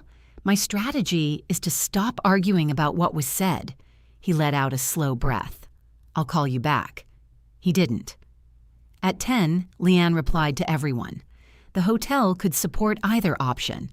It would not display the removed board or the old slide. Any Rivera Harbor events program distributed inside the ballroom had to match the approved event file. That last sentence mattered. Dad could no longer carry his private stack into the room and call it a company detail. At 10:14, he replied, "Rivera Harbor Events does not authorize outside control of its family presentation." I answered with one sentence. "Then do not present me." Ethan called again. "You couldn't wait 5 minutes?" "For what?" I was trying to talk him into the short introduction. "You still can." He thinks it sounds cold. It says who I am. It also says you weren't involved in the expansion. That's true. He says guests will wonder why you're there. I'm his daughter, right? The word came out tired. I waited. Ethan finally said, "I hear it." "Hear what?" "How strange that sounds when I have to explain it." We stayed quiet for a moment. Then he said, "I'll choose the short introduction. Can you? I'm the event contact." "Then choose it." At 11:03, his reply reached the group. "Use option 1. Remove all other references." Leanne confirmed the change. Dad didn't reply. That was the first visible success of the new approach. My name appeared once in the event file. The words were accurate. Nothing connected my uniform to the company's expansion. I printed the email chain and placed it with my copy of the guarantee. Then I called Marlene. "I want the closing process clarified," I said. "What would you like clarified?" "My decision belongs to me. I don't want anyone speaking for me before the packet is in front of us. That is already the bank's position. Put it on the closing checklist." She paused. "The checklist is generally procedural. Then include the procedure. What wording do you want? The guarantor reviews and signs separately. I can note that your execution is required and has not occurred. That works. Do you want a private meeting before the reception?" "No." "May I ask why?" "I want the decision made at the scheduled closing." She studied me through the video call. "Your family may interpret the appointment as an indication that you'll sign. I can't control their interpretation. You could reduce the misunderstanding by telling them your current intent." "My current intent is to review the final packet and decide." That was all I gave her. She nodded. "I'll send the updated checklist to all parties." It arrived within the hour. The line about my guarantee sat near the top. Required. Not yet executed. Dad called as soon as he received it. I let the call ring. He called again. I answered the third time. "You told the bank you're refusing," he said. "No, it says not executed, because I haven't signed. They know that. Now the checklist reflects it. You're making us look unstable. The condition was always open. You're advertising it to the people involved in the closing. Why? So nobody enters the room pretending my decision already happened." He was silent. Then his voice softened. That was usually when he became most effective. "Cassandra, I'm asking you as your father. Stop treating us like strangers. I don't treat strangers this carefully. You know what this means to Ethan. Yes, he has given his life to this company. Yes, and you can secure it with one signature. The signature secures the debt. It secures his future. It puts my future behind his loan. That's what family does. Sometimes." He went quiet again. I could hear papers moving on his desk. "You were always the strong one," he said. I looked at the garment bag hanging near the closet. That sentence usually comes before you ask me to carry something. "I'm telling you how I see you." "No. You're telling me why I shouldn't need consideration." His voice hardened. "You've changed. I'm being clear. You used to help without all this performance. I used to believe helping would settle the question." "What question?" Whether you still considered me part of the family, he answered too quickly. Of course I do. Then the answer shouldn't depend on the guarantee. It doesn't. Good. I waited. He had nowhere to move without contradicting himself. Finally, he said, "Wear something appropriate Friday." Then he hung up. That afternoon, I went to the office to help Ethan check delivery timing. Not because Dad asked. Because Ethan had shown me the schedule, and 2 rental deliveries were set for the same loading window. Dad's car wasn't there. Ethan had spread invoices across the conference table. "You came," he said. "You sent the timing sheet. I didn't ask you to come. You sent it at lunch with 3 question marks beside the loading times. That was not an invitation. It was a badly disguised request." He moved a chair out for me. We compared the hotel loading rules with the vendor schedules. The linen truck needed the dock for 20 minutes. The stage rental needed 45. Both planned to arrive at 3 on Friday. "Who booked the windows?" I asked. "Different vendors. They confirmed with different people." "Can the stage arrive first? The hotel wants linens before room setup." "Then move the stage earlier. The crew charges for early delivery." "How much?" $180. "What does a delayed ballroom cost?" He looked at me. "More. Pay the early charge. We're already over. Then move something that doesn't block 5 later tasks."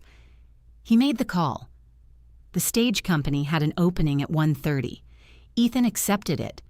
Afterward, he marked the new time in red. That problem has been sitting there for a week. Why? Dad didn't want another charge.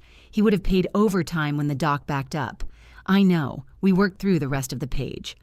A floral delivery moved to the side entrance. The projector test shifted 30 minutes. The bank's closing table remained scheduled for setup at 6:45. Ethan tapped that line. "Marlene wants it near the side wall. Not in the center of the room. Private closing." "Good. You sound relieved. I don't want the guests watching financial paperwork." He studied me. "You're going to sign, aren't you?" "I haven't told you that. You keep helping. I can help with a delivery schedule without guaranteeing the loan. That separation is easy for you. It can be easy for you too." "No, it can't." "Why?" "Because every fix makes me think you believe in the expansion. I believe you built a serious plan. That isn't the same." "No." He leaned back. "You could just say, 'You believe in me.' I do believe in you." His eyes dropped to the table. "Then why are we here?" "Because believing in you doesn't require me to secure $480,000. He picked up the red marker. "That sounds like a line you practiced. It sounds like something I should have said 4 years ago. What would have happened 4 years ago if you didn't sign?" "I don't know. The renovation might have failed. It might have. Dad might not be here. The loan didn't treat his heart. You know what I mean?" "Yes. I know exactly what you mean." He capped the marker. "You came in and fixed it. Then you left again. I guaranteed the renovation. You ran the company, and Dad kept waiting for you to come back." "No. Dad kept waiting for me to prove I was sorry." Ethan looked toward the window. Dad's car pulled into the lot. "He's going to ask why you're here," Ethan said. "Tell him. I'll say we fixed the delivery conflict." "Good. He'll use that as proof you advised the expansion. Then correct him." Ethan gave a humorless laugh. "You make everything sound simple. It's not simple. It is direct." Dad entered carrying a flat cardboard box. He stopped when he saw the marked schedule. "What is she doing here?" "We moved the stage delivery," Ethan said. "It prevents a dock conflict." Dad set the box on the table. "So she is advising?" "No," Ethan said. Dad looked at him. Ethan held his gaze. She noticed a timing problem. "That doesn't make her part of the expansion team." The room stayed quiet. It was a small correction, but it happened while I stood there. Ethan used the right fact without waiting for me to defend it. Dad opened the box. Inside were new programs. He placed one in front of me. The short introduction appeared exactly as I had written it. My photograph was gone. "You got your way," he said. I got an accurate program. "You'll speak for 3 minutes. I haven't agreed yet." His hand stopped on the stack. Ethan looked at me. The introduction was the condition. It was one condition. Dad also had to stop calling my service abandonment. Dad closed the box. I agreed to no such thing. I know. His eyes moved to the printed checklist beside my purse, then to the garment bag visible through my car window outside. He finally understood that correcting the program had not restored his control. The paperwork couldn't be changed behind my back. The hotel wouldn't use my image. Ethan had corrected him in front of me. That left one clear target he could still reach, my place in the family. Dad picked up the box and walked into his office. Before closing the door, he said to Ethan, "Call everyone coming to the family dinner tomorrow. Tell them Cassandra won't be joining us." Ethan didn't move. Dad waited. "I'm not calling them," Ethan said. "You're the operations manager. This isn't operations. It's my house. Then you call them." Dad looked at me. "You've turned him against me." "No," Ethan said. "She didn't." Dad carried the box into his office and shut the door. Ethan stared at the handle. "He'll make the calls himself." "I know. You could come anyway. To a dinner where the host removed me? It's mostly partners. It isn't really family. Then why did he use it to punish me?" Ethan picked up the delivery schedule. "You always have an answer." "I'm not going." He nodded. I left before Dad reopened the door. The family dinner was scheduled for Thursday at his house. The reception was Friday. Thursday morning, Ethan sent me one message. Dad changed tonight's purpose. He's calling it a partner briefing. I typed, "About what?" He didn't answer. At 11, the florist from table 3 called me. Her first name was Maya. She had supplied Dad's events for almost 15 years. "Cassandra, I hope I'm not stepping into something." "You probably are." She gave a nervous laugh. "Harold called last night.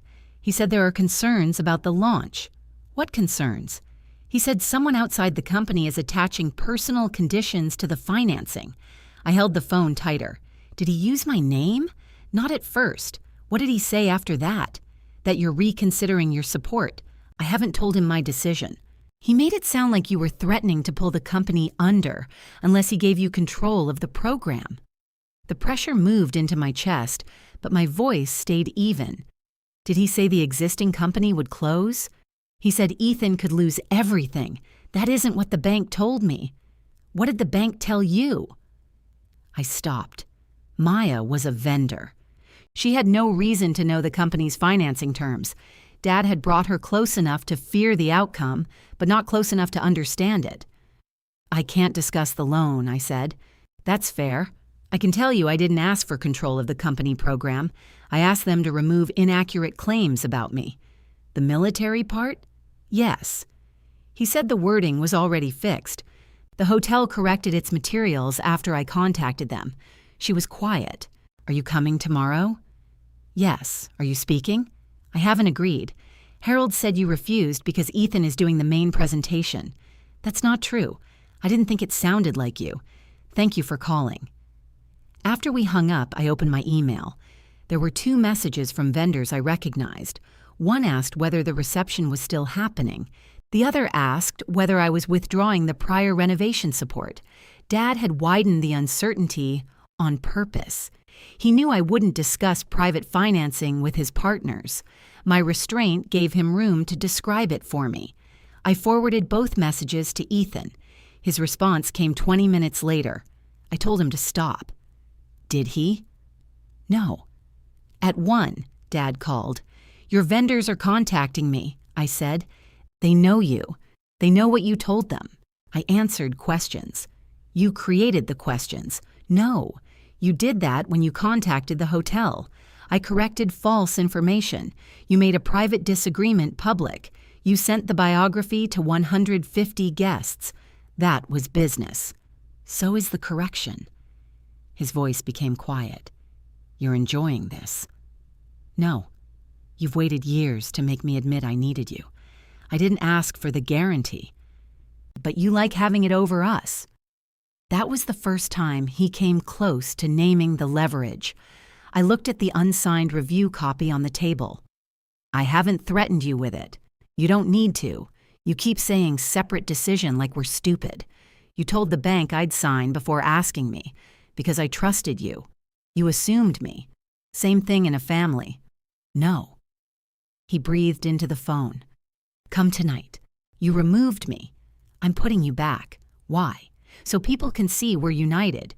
You told them I'm holding up the financing. I told them there are conditions. The bank created the conditions. I'm one of them. Then tell everyone you support Ethan. I can support Ethan without promising them a signature. Not anymore. There was no warmth left in his voice. You either stand with us tomorrow or everyone will know exactly why the expansion failed. It hasn't failed. You know what I mean. Yes, I said. I do. Come at 6. Wear something nice. Tell the partners the closing is on track. Is it? It will be if you stop playing games. I won't make that statement. Then don't come. He ended the call. At 3, Ethan arrived at the studio. I hadn't given him the address. Dad knew it, which meant Dad had sent him.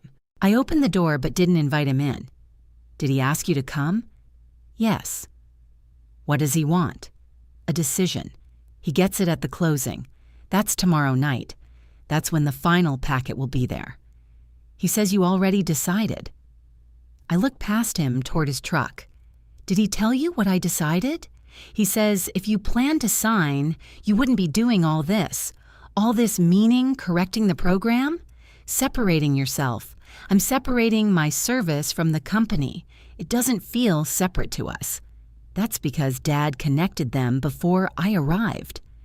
Ethan put both hands in his pockets. Can I come in? I stepped aside. The studio had one chair at the table. I took the edge of the bed and let him sit. My uniform hung in the open garment bag behind him. He noticed it immediately. You're really wearing that, yes. Dad is going to lose it. Dad already used it. That's different. How? You know how. I waited. He looked back at the uniform. He wanted the idea of it, Ethan said. Not the whole thing in the room. That isn't my problem. It becomes my problem when he stops focusing on the launch. You could tell him to focus. I have. And? He says you're forcing him to defend the family. From me. Ethan rubbed his eyes. I don't agree with how he's handling this, but I need the loan. You want the loan. I need what it changes. That's still wanting it. He stood. Do you know what it's like to work in the same office for 8 years and have him introduce you as the one helping out? Yes. No, you don't. I know what it's like to have your work renamed when it suits him. He talks about you to everyone. What does he say? That my sister is an Air Force lieutenant colonel, that you've been all over the world, that you handle things most people couldn't. I looked at him. And when I'm home? Ethan didn't answer. That's why this hurts, I said. He respects me most when I'm far enough away to use as a story. He respects you. Then why does he need me out of uniform? Because Captain Sutton is coming.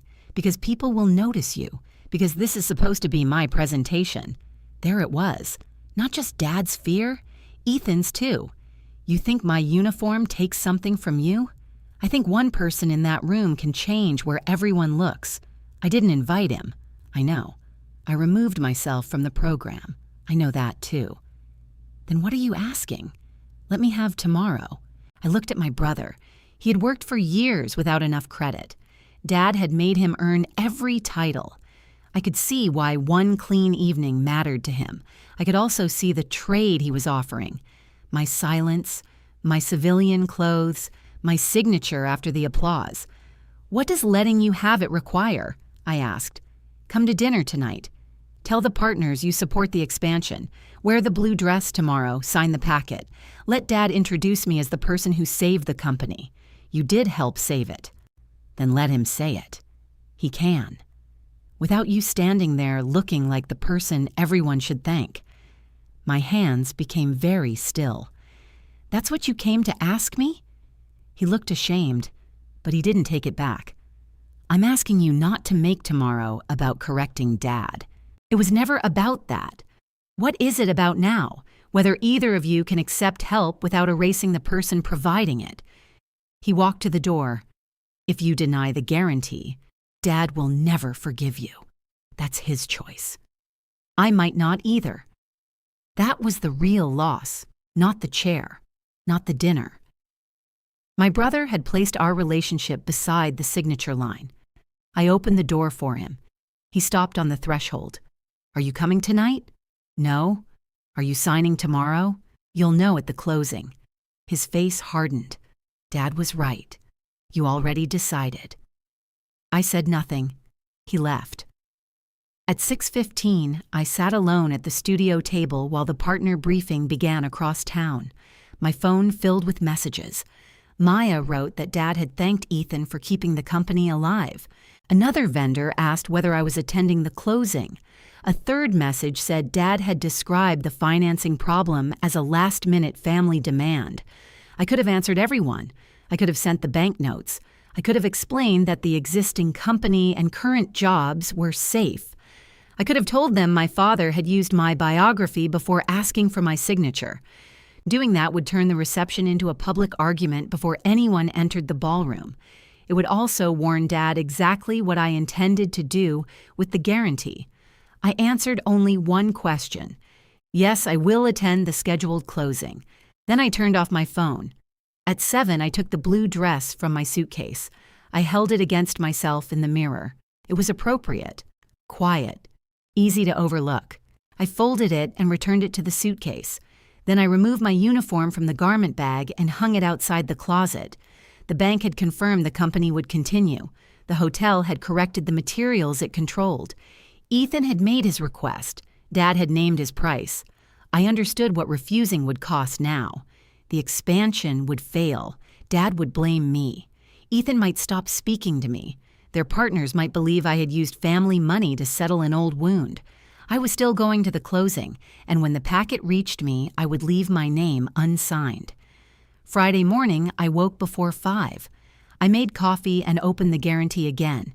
Nothing had changed. My name still appeared on every page that mattered. The obligation still covered the full expansion debt. The bank still had no duty to release me later. At 6:30, I emailed Marlene 3 final questions. Would the bank close without my signature? Would the commitment remain open after July 31st? Would my refusal affect the existing renovation loan? She called at 7. The answers are no, no, and no, she said. No closing without me. Correct. No automatic extension. Correct. And the existing loan continues under its current terms. Correct. What if my father asks for more time tonight? He may ask. The current commitment still expires today. Can you change that at the table? No. Can another officer? Not during the reception. Any new request would require a new review. That removed the last uncertainty. Dad could plead. Ethan could promise more bookings. Neither could turn the deadline into something different after I refused. Has the final guarantee changed since the review copy? I asked. No, not even a page. We added the closing date and updated the signature acknowledgments. The financial obligation is the same. I want to compare the packet before the appointment. You may review it when I arrive. Alone? I can give you space, but the documents remain with me until execution. That's fine. Marlene paused. Would you like me to tell Mr. Rivera that the financing is unlikely to close? No. Why not? Because I told everyone I would make my decision at the closing. If your decision is already made, waiting may increase the public consequence. The closing is private. The result may not remain private. I understand. She removed her glasses. You're certain the company can continue without the expansion? I'm relying on what you confirmed. The bank sees no automatic closure event. I can't promise how the owners will manage afterward. I know. That distinction matters. It does. She put her glasses back on. I'll be at the hotel by 6:45. I'll meet you at the table. After the call, I printed her email confirming the 3 answers. I placed it behind my review copy. Then I opened a new message. I addressed it to every vendor who had contacted me. I wrote that Rivera Harbor Events was not facing automatic closure. I explained that the expansion loan was separate. I said my service record had been used without approval. All of it was true. Sending it would make the rest easier. Dad would enter the ballroom already exposed. Ethan's presentation would sound like a sales pitch built on pressure. Nobody could accuse me of surprising them. I read the message once, then I deleted it. The vendors were not entitled to the company's financing details. They were not jurors. I didn't need to turn Dad's partners into a crowd against him before he had done anything at the closing table. I wanted a boundary, not a public execution. My phone rang at 8. It was Captain Sutton's office. A staff member confirmed that he planned to arrive near 7. She asked whether I wanted a brief private greeting before the reception. No, thank you. Captain Sutton would be happy to make time. I appreciate that. Please keep his schedule as planned. Will you be attending in an official capacity? No. I'm attending a family business reception and a private financial appointment. Understood. I'm not speaking on behalf of the Air Force. We'll note that. She asked whether there were any service-related materials Captain Sutton should review beforehand. I looked at Dad's old biography on my table. No. That was the easier shortcut, too. I could have sent the photograph, the false advisor language, and every email. Jonathan would have understood immediately. His office could have withdrawn. The hotel would have panicked over protocol. Dad would have lost control before I put on my shoes. But Captain Sutton had accepted an invitation based on my record. He had not agreed to referee my family. I left him out of it. At 9, Ethan sent the final event schedule. He had removed the red notes and corrected every delivery time. My short introduction remained at 6:40. I called him. Am I speaking? That's up to you. Did Dad approve the introduction? He approved printing it. That's not what I asked. He hasn't used the abandonment word since your email. Has he agreed to stop? No. Then I'm not speaking. Ethan breathed out. I expected that. Why is the slot still there? Dad says he'll handle it live. How? He won't tell me? Remove the slot. I can't. You're the event contact. He took control of the programs this morning. The hotel approved the accurate version. He has the accurate version. Then what is he handling? I don't know.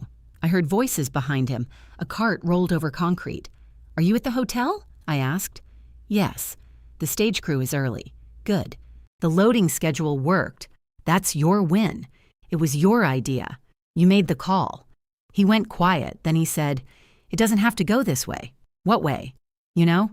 I'm not signing or I'm not letting Dad introduce me however he wants. Both. My hand stopped on the review copy. He didn't know my decision. He was guessing. I'll see you tonight, I said. Cassandra. Yes? If you're going to refuse, tell me now. No? Why? Because anything I tell you goes straight to Dad. I'm asking as your brother, and I'm answering as your sister. I will make the decision at the closing. He'll say you planned this. He says I plan everything. Did you? I looked at the uniform hanging near the closet. I planned to read before signing. That isn't an answer. It's the one you get.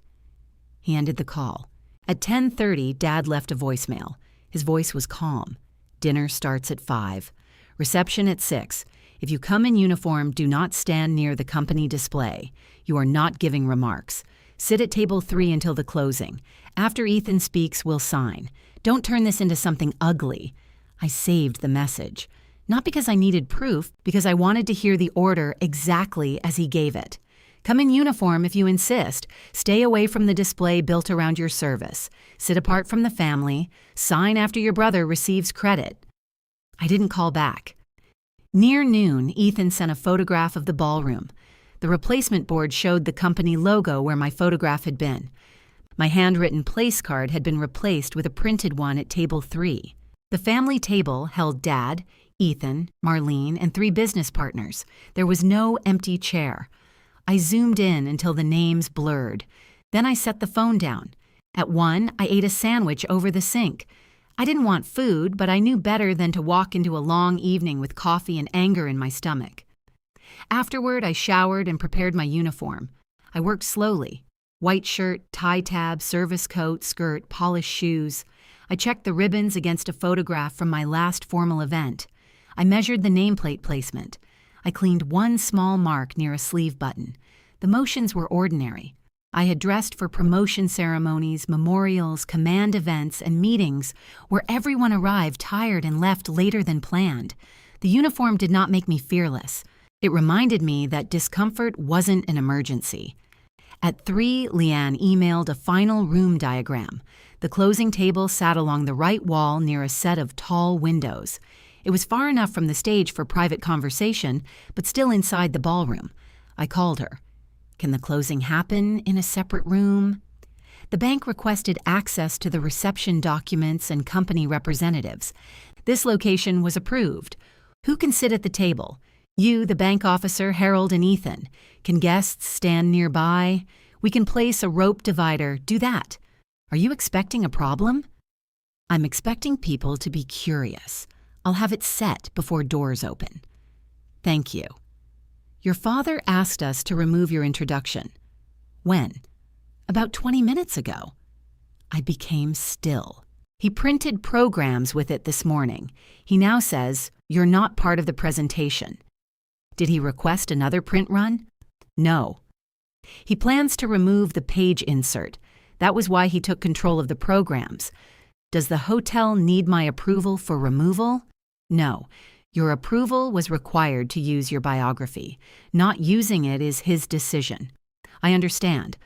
Would you like us to announce you separately? No. That mattered.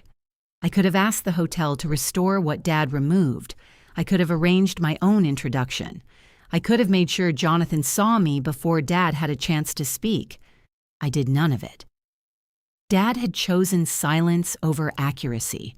I would let the room see that choice. At 4:30, I dressed.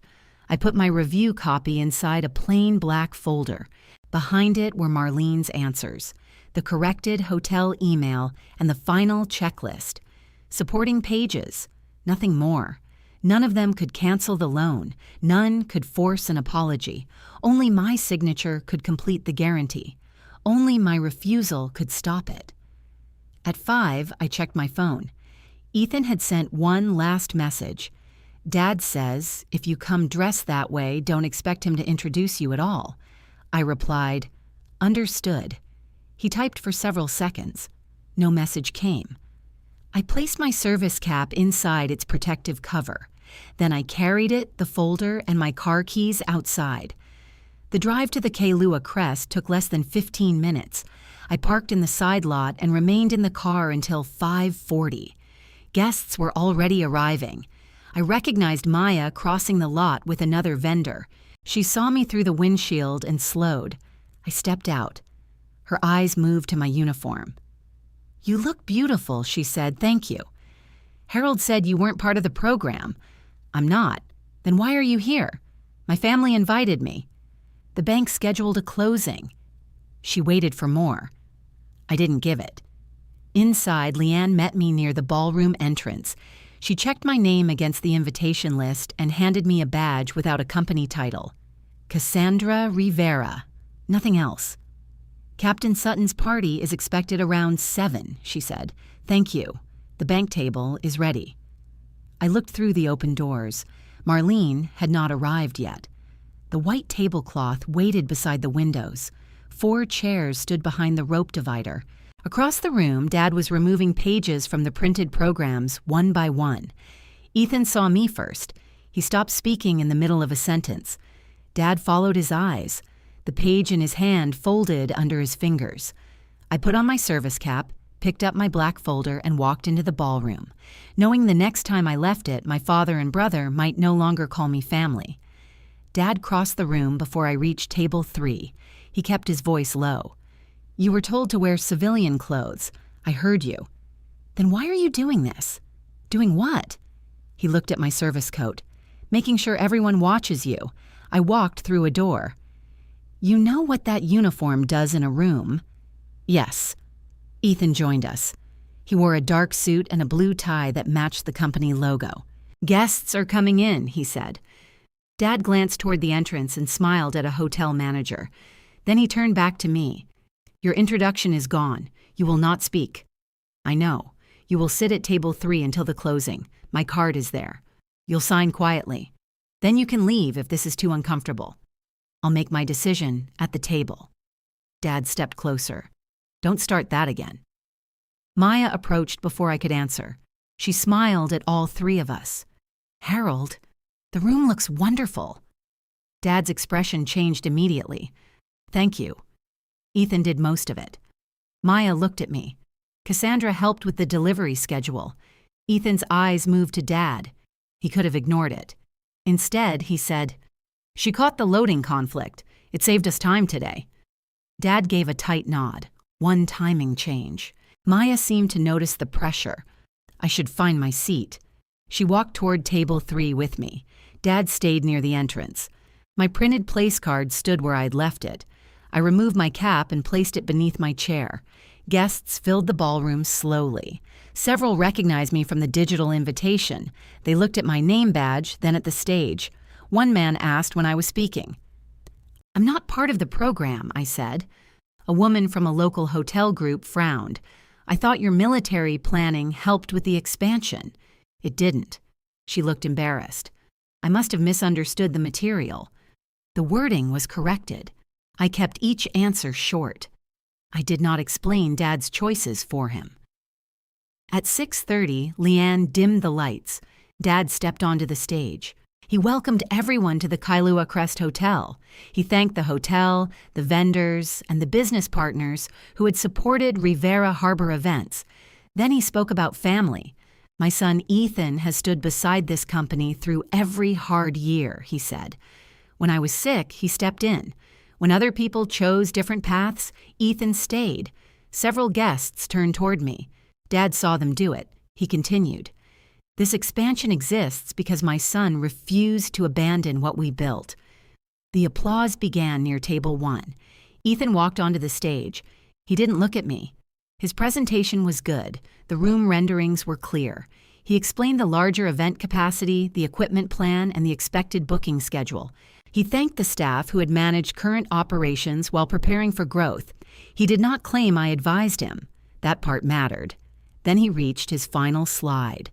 The words, "Securing the Future," appeared above the Rivera Harbor Events logo. "This second ballroom gives us room to become the company we were always meant to be," he said. "My father taught me that family means showing up when the work is hard." Dad began clapping before anyone else. The room followed. Ethan stood beneath the logo and accepted it. I clapped too. He had done the work. My refusal did not require me to deny that. When the lights came up, guests gathered near the stage.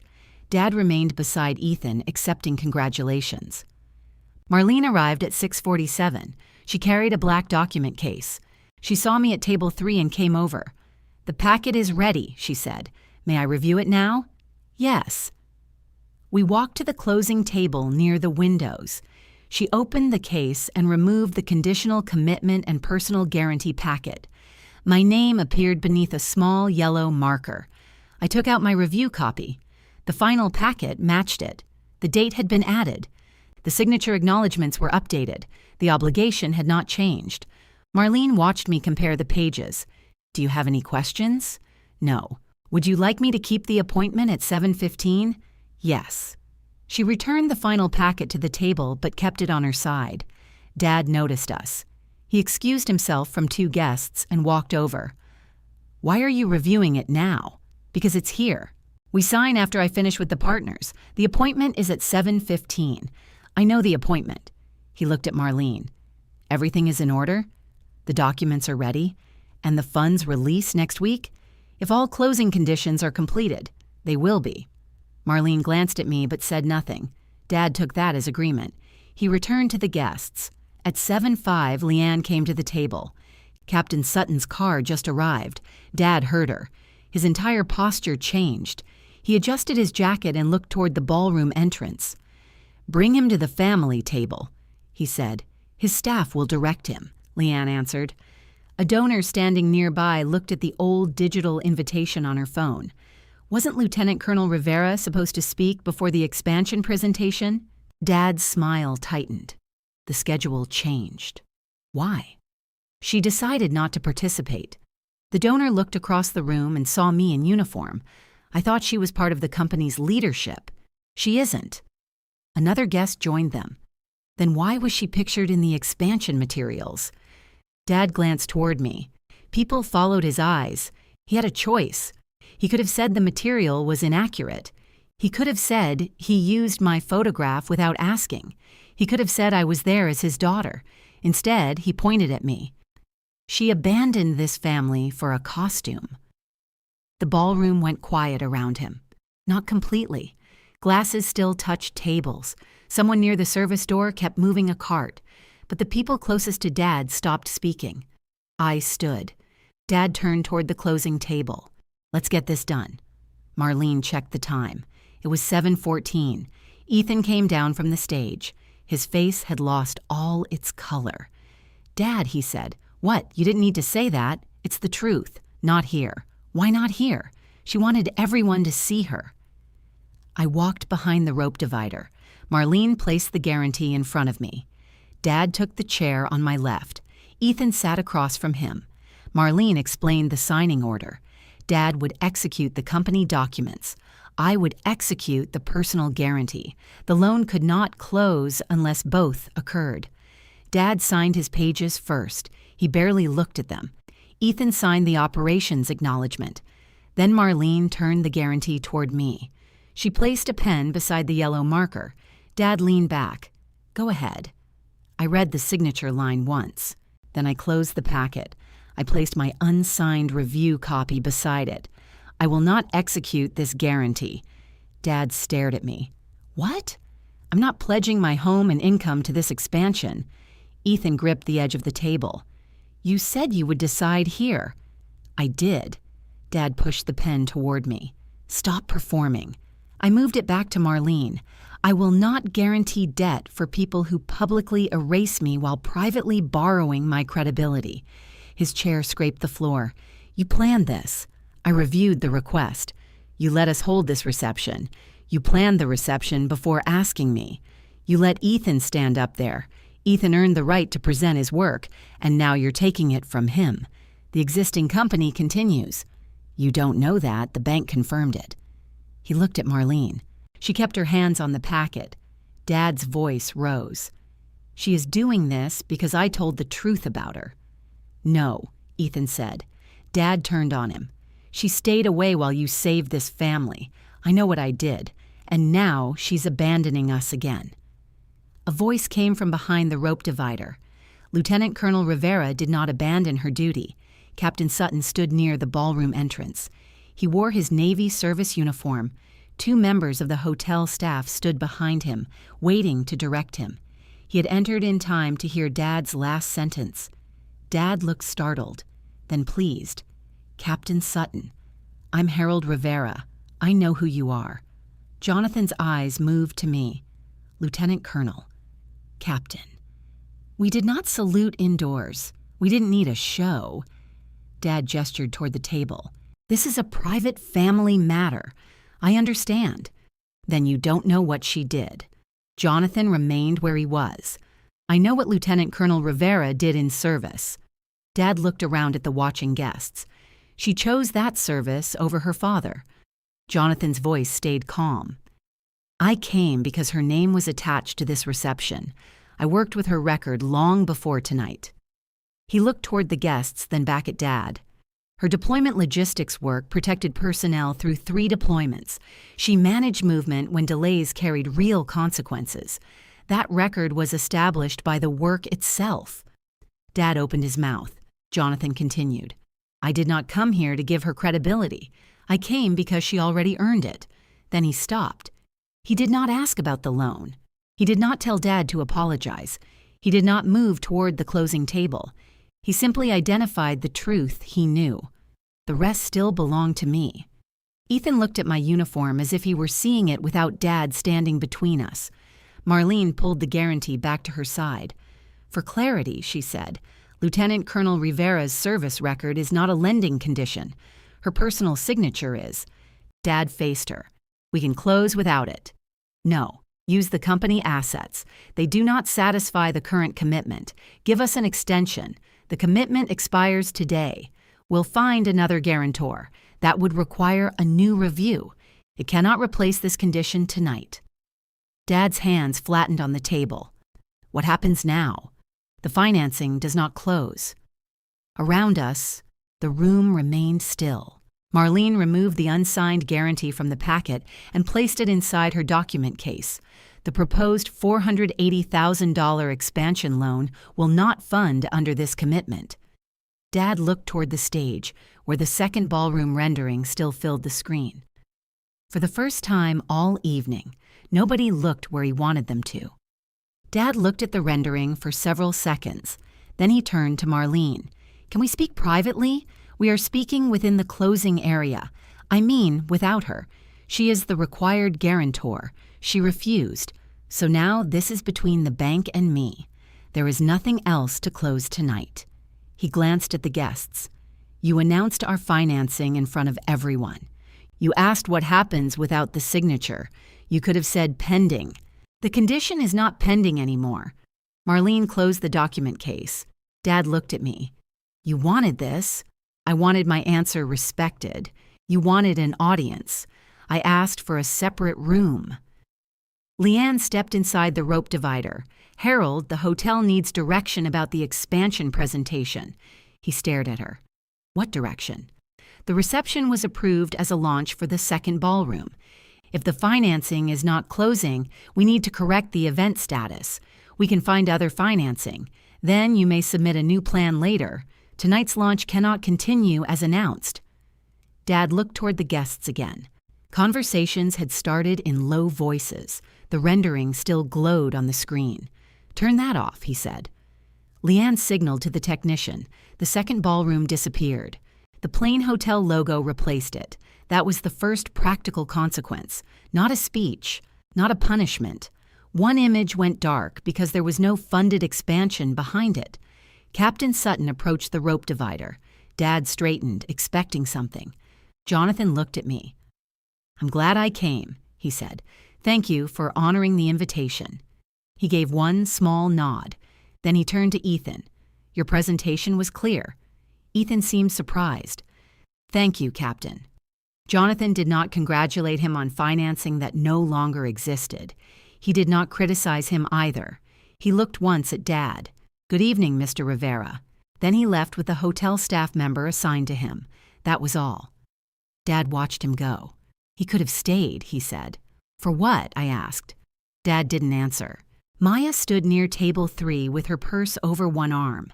Several vendors waited beside her. Nobody seemed sure whether to leave. Leanne spoke quietly to Dad. "You need to address the guests. I need 5 minutes. They need accurate information before they go.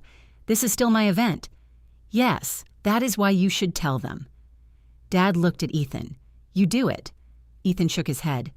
"You announced the expansion. You presented it. You approved the financing claim." Dad's face hardened.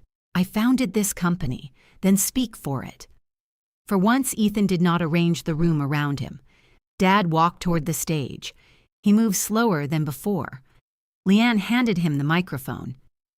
"Thank you for your patience," he said. The room quieted. "We've had a delay in finalizing our expansion financing." Marlene remained beside the closing table. Dad saw her. He corrected himself. "The current financing will not close." A few guests lowered their eyes. He gripped the microphone. "Rivera Harbor Events will continue serving our existing clients. The proposed second ballroom is canceled under the present plan." The word canceled changed the room. Until then, some people had treated the closing table as family drama. Now they understood the practical result. Dad continued. "Some promotional materials also overstated my daughter's involvement in the expansion." He looked at me. He wanted me to rescue the sentence. I stayed beside the table. "Lieutenant Colonel Rivera did not advise this project," he said. "Her military record belongs to her. It should not have been presented as company work. It was accurate. It was not an apology." He handed the microphone back to Leanne and stepped off the stage. Maya came to me first. "I'm sorry I repeated what I heard," she said. "You called me before assuming." "I almost didn't.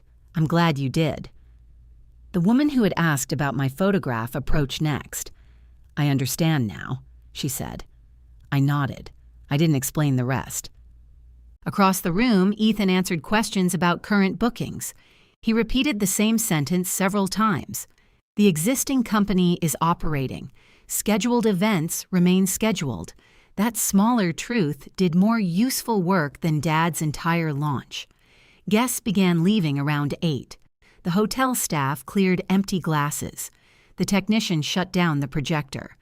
Leanne collected programs from the tables. Dad stood alone near the stage. He did not look at me. Marlene remained because her closing appointment had been scheduled through 8:30. She sat behind the document case, finishing notes. Ethan waited until the last vendor left. Then he walked toward me. "Can we talk outside?" "We can talk here. Not in front of the bank. Marlene already knows the result. This is family." So is the pressure in front of the guests. His jaw tightened. "Please." I followed him into the service hallway. He shut the ballroom door behind us. "You made your point," he said. My answer wasn't a point. "Marlene is still here. I know.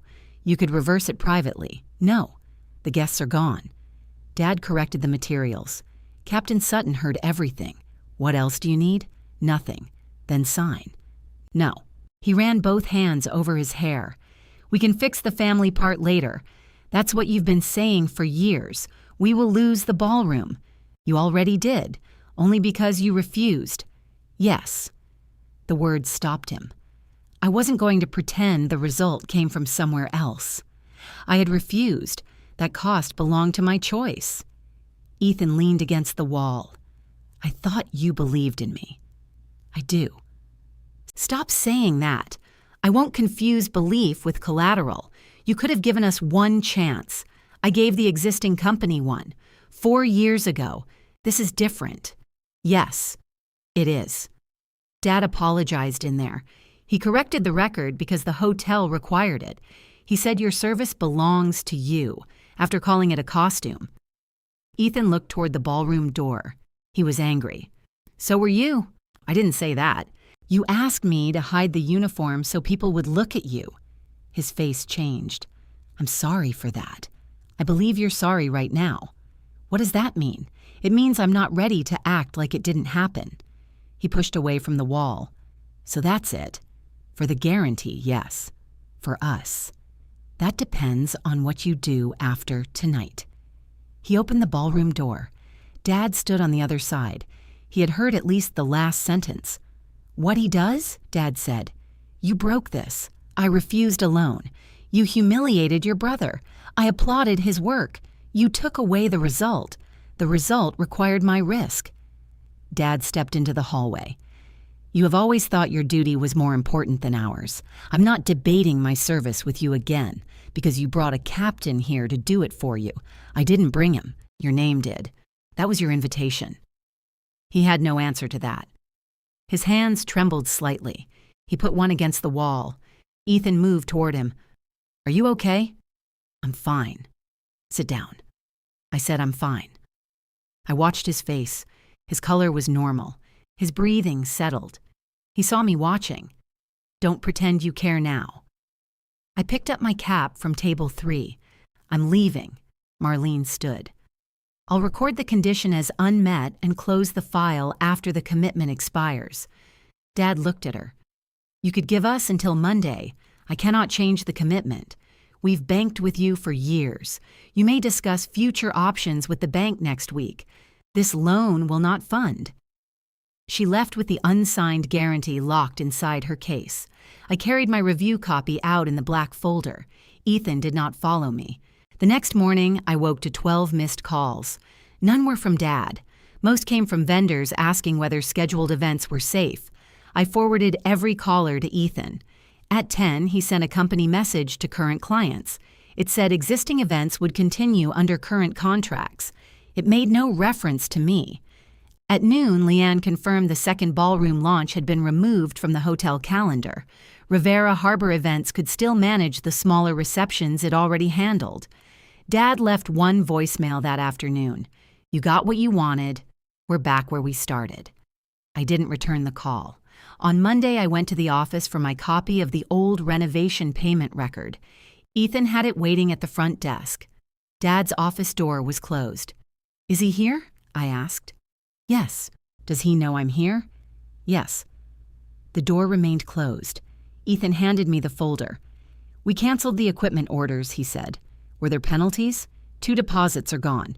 We recovered the rest." "How much damage?" "Manageable." "What about staff?" "No current layoffs. We canceled the new hiring plan."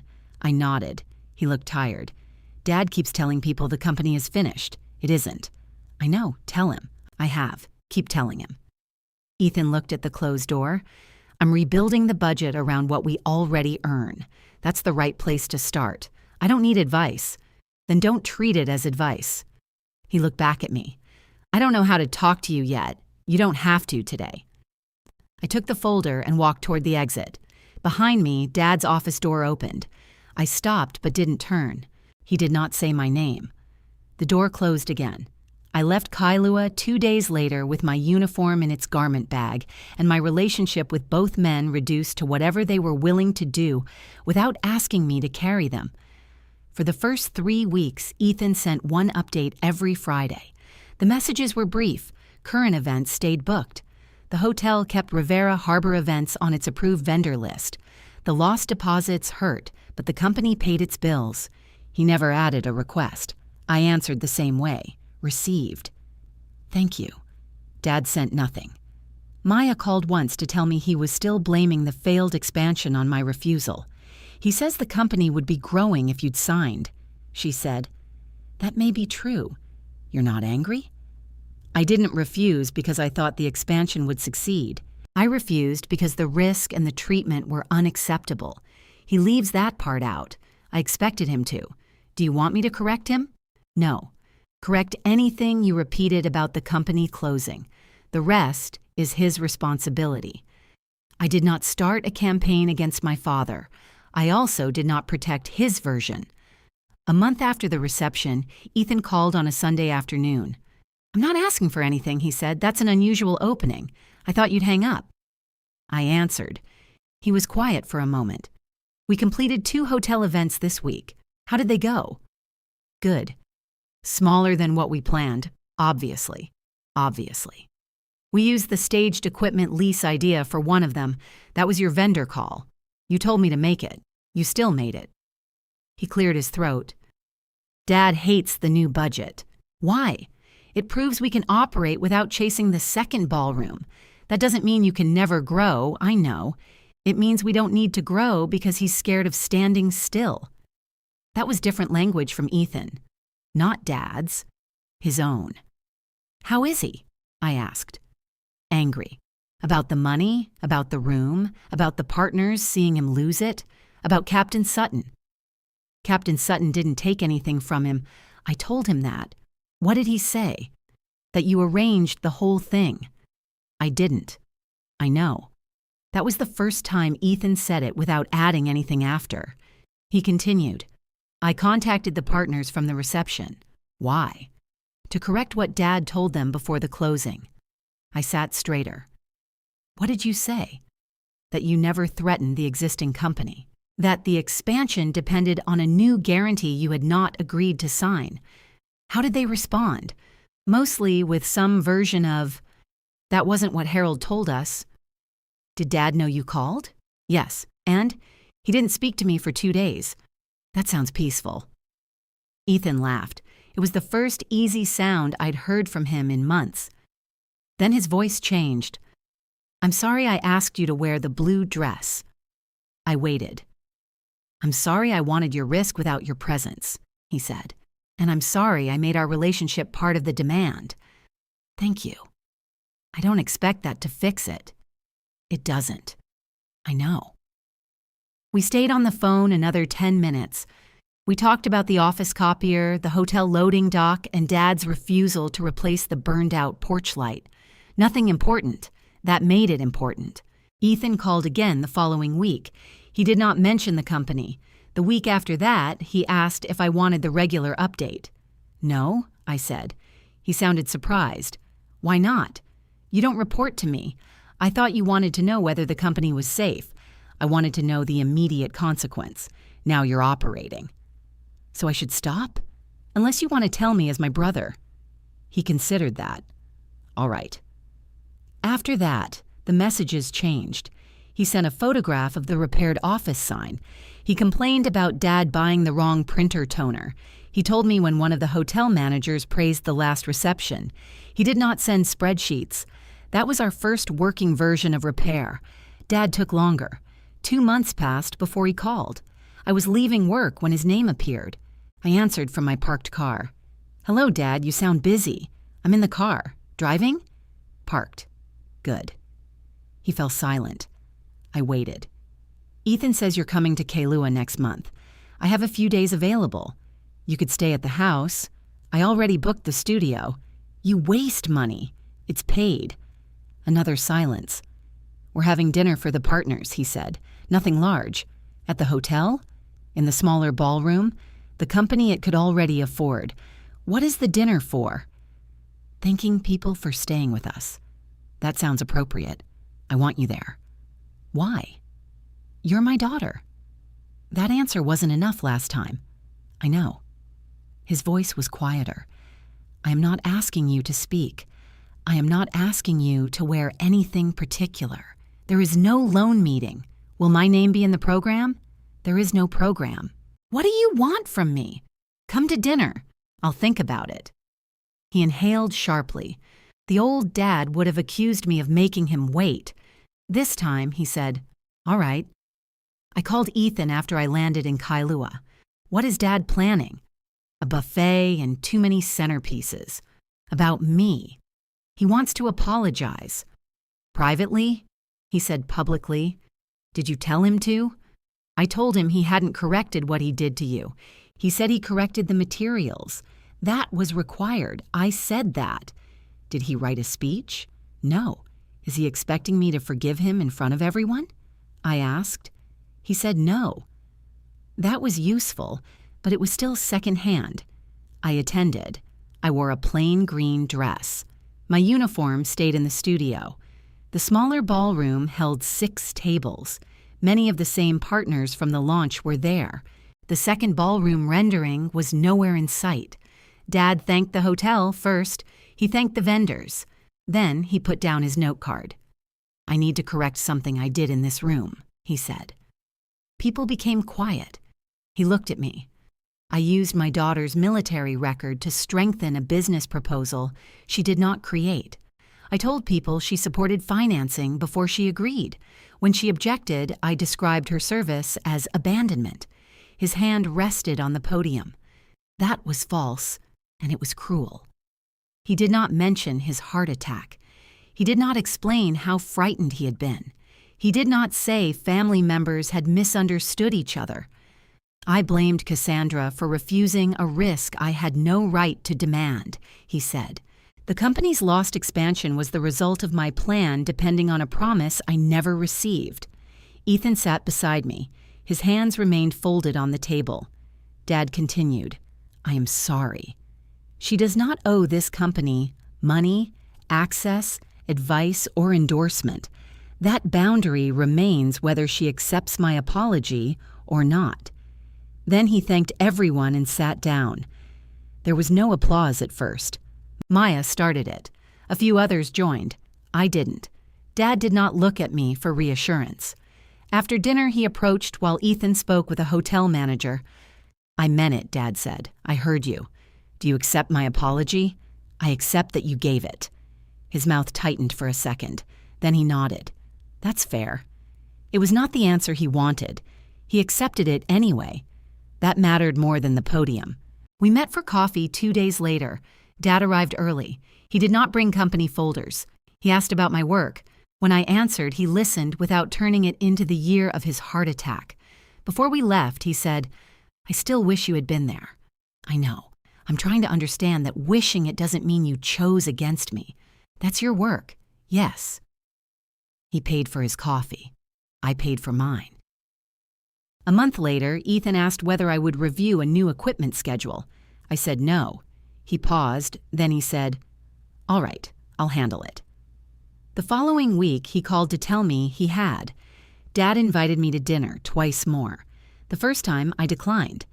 The second time, I asked, "Is this dinner attached to anything?" "No." "No partners?" "No." "No company problem?" "No." "What are you cooking?" "Stew." It's too warm for stew. You always eat it. I'll come at 6. If this story moved you, subscribe and let me know where you are watching from. I reached Dad's house a few minutes early. The porch light had been replaced. The cracked planter was still there. I knocked instead of walking in. Dad opened the door. "You have a key?" he said. "I know." He stepped aside. Ethan was setting glasses in the kitchen. 3 bowls waited beside the stove. Nobody handed me a schedule. Nobody asked what I could secure. Dad had placed the dinner plates on the table himself. My place was across from Ethan, where it had always been. He had folded the napkin badly and set the spoon on the wrong side. I took off my service cap. Dad reached for it, then stopped. "Where do you want that?" I looked at the empty space beside my plate. "Right here." He set it down carefully. My service cap rested beside the dinner place Harold had set for me, with no loan packet on the table.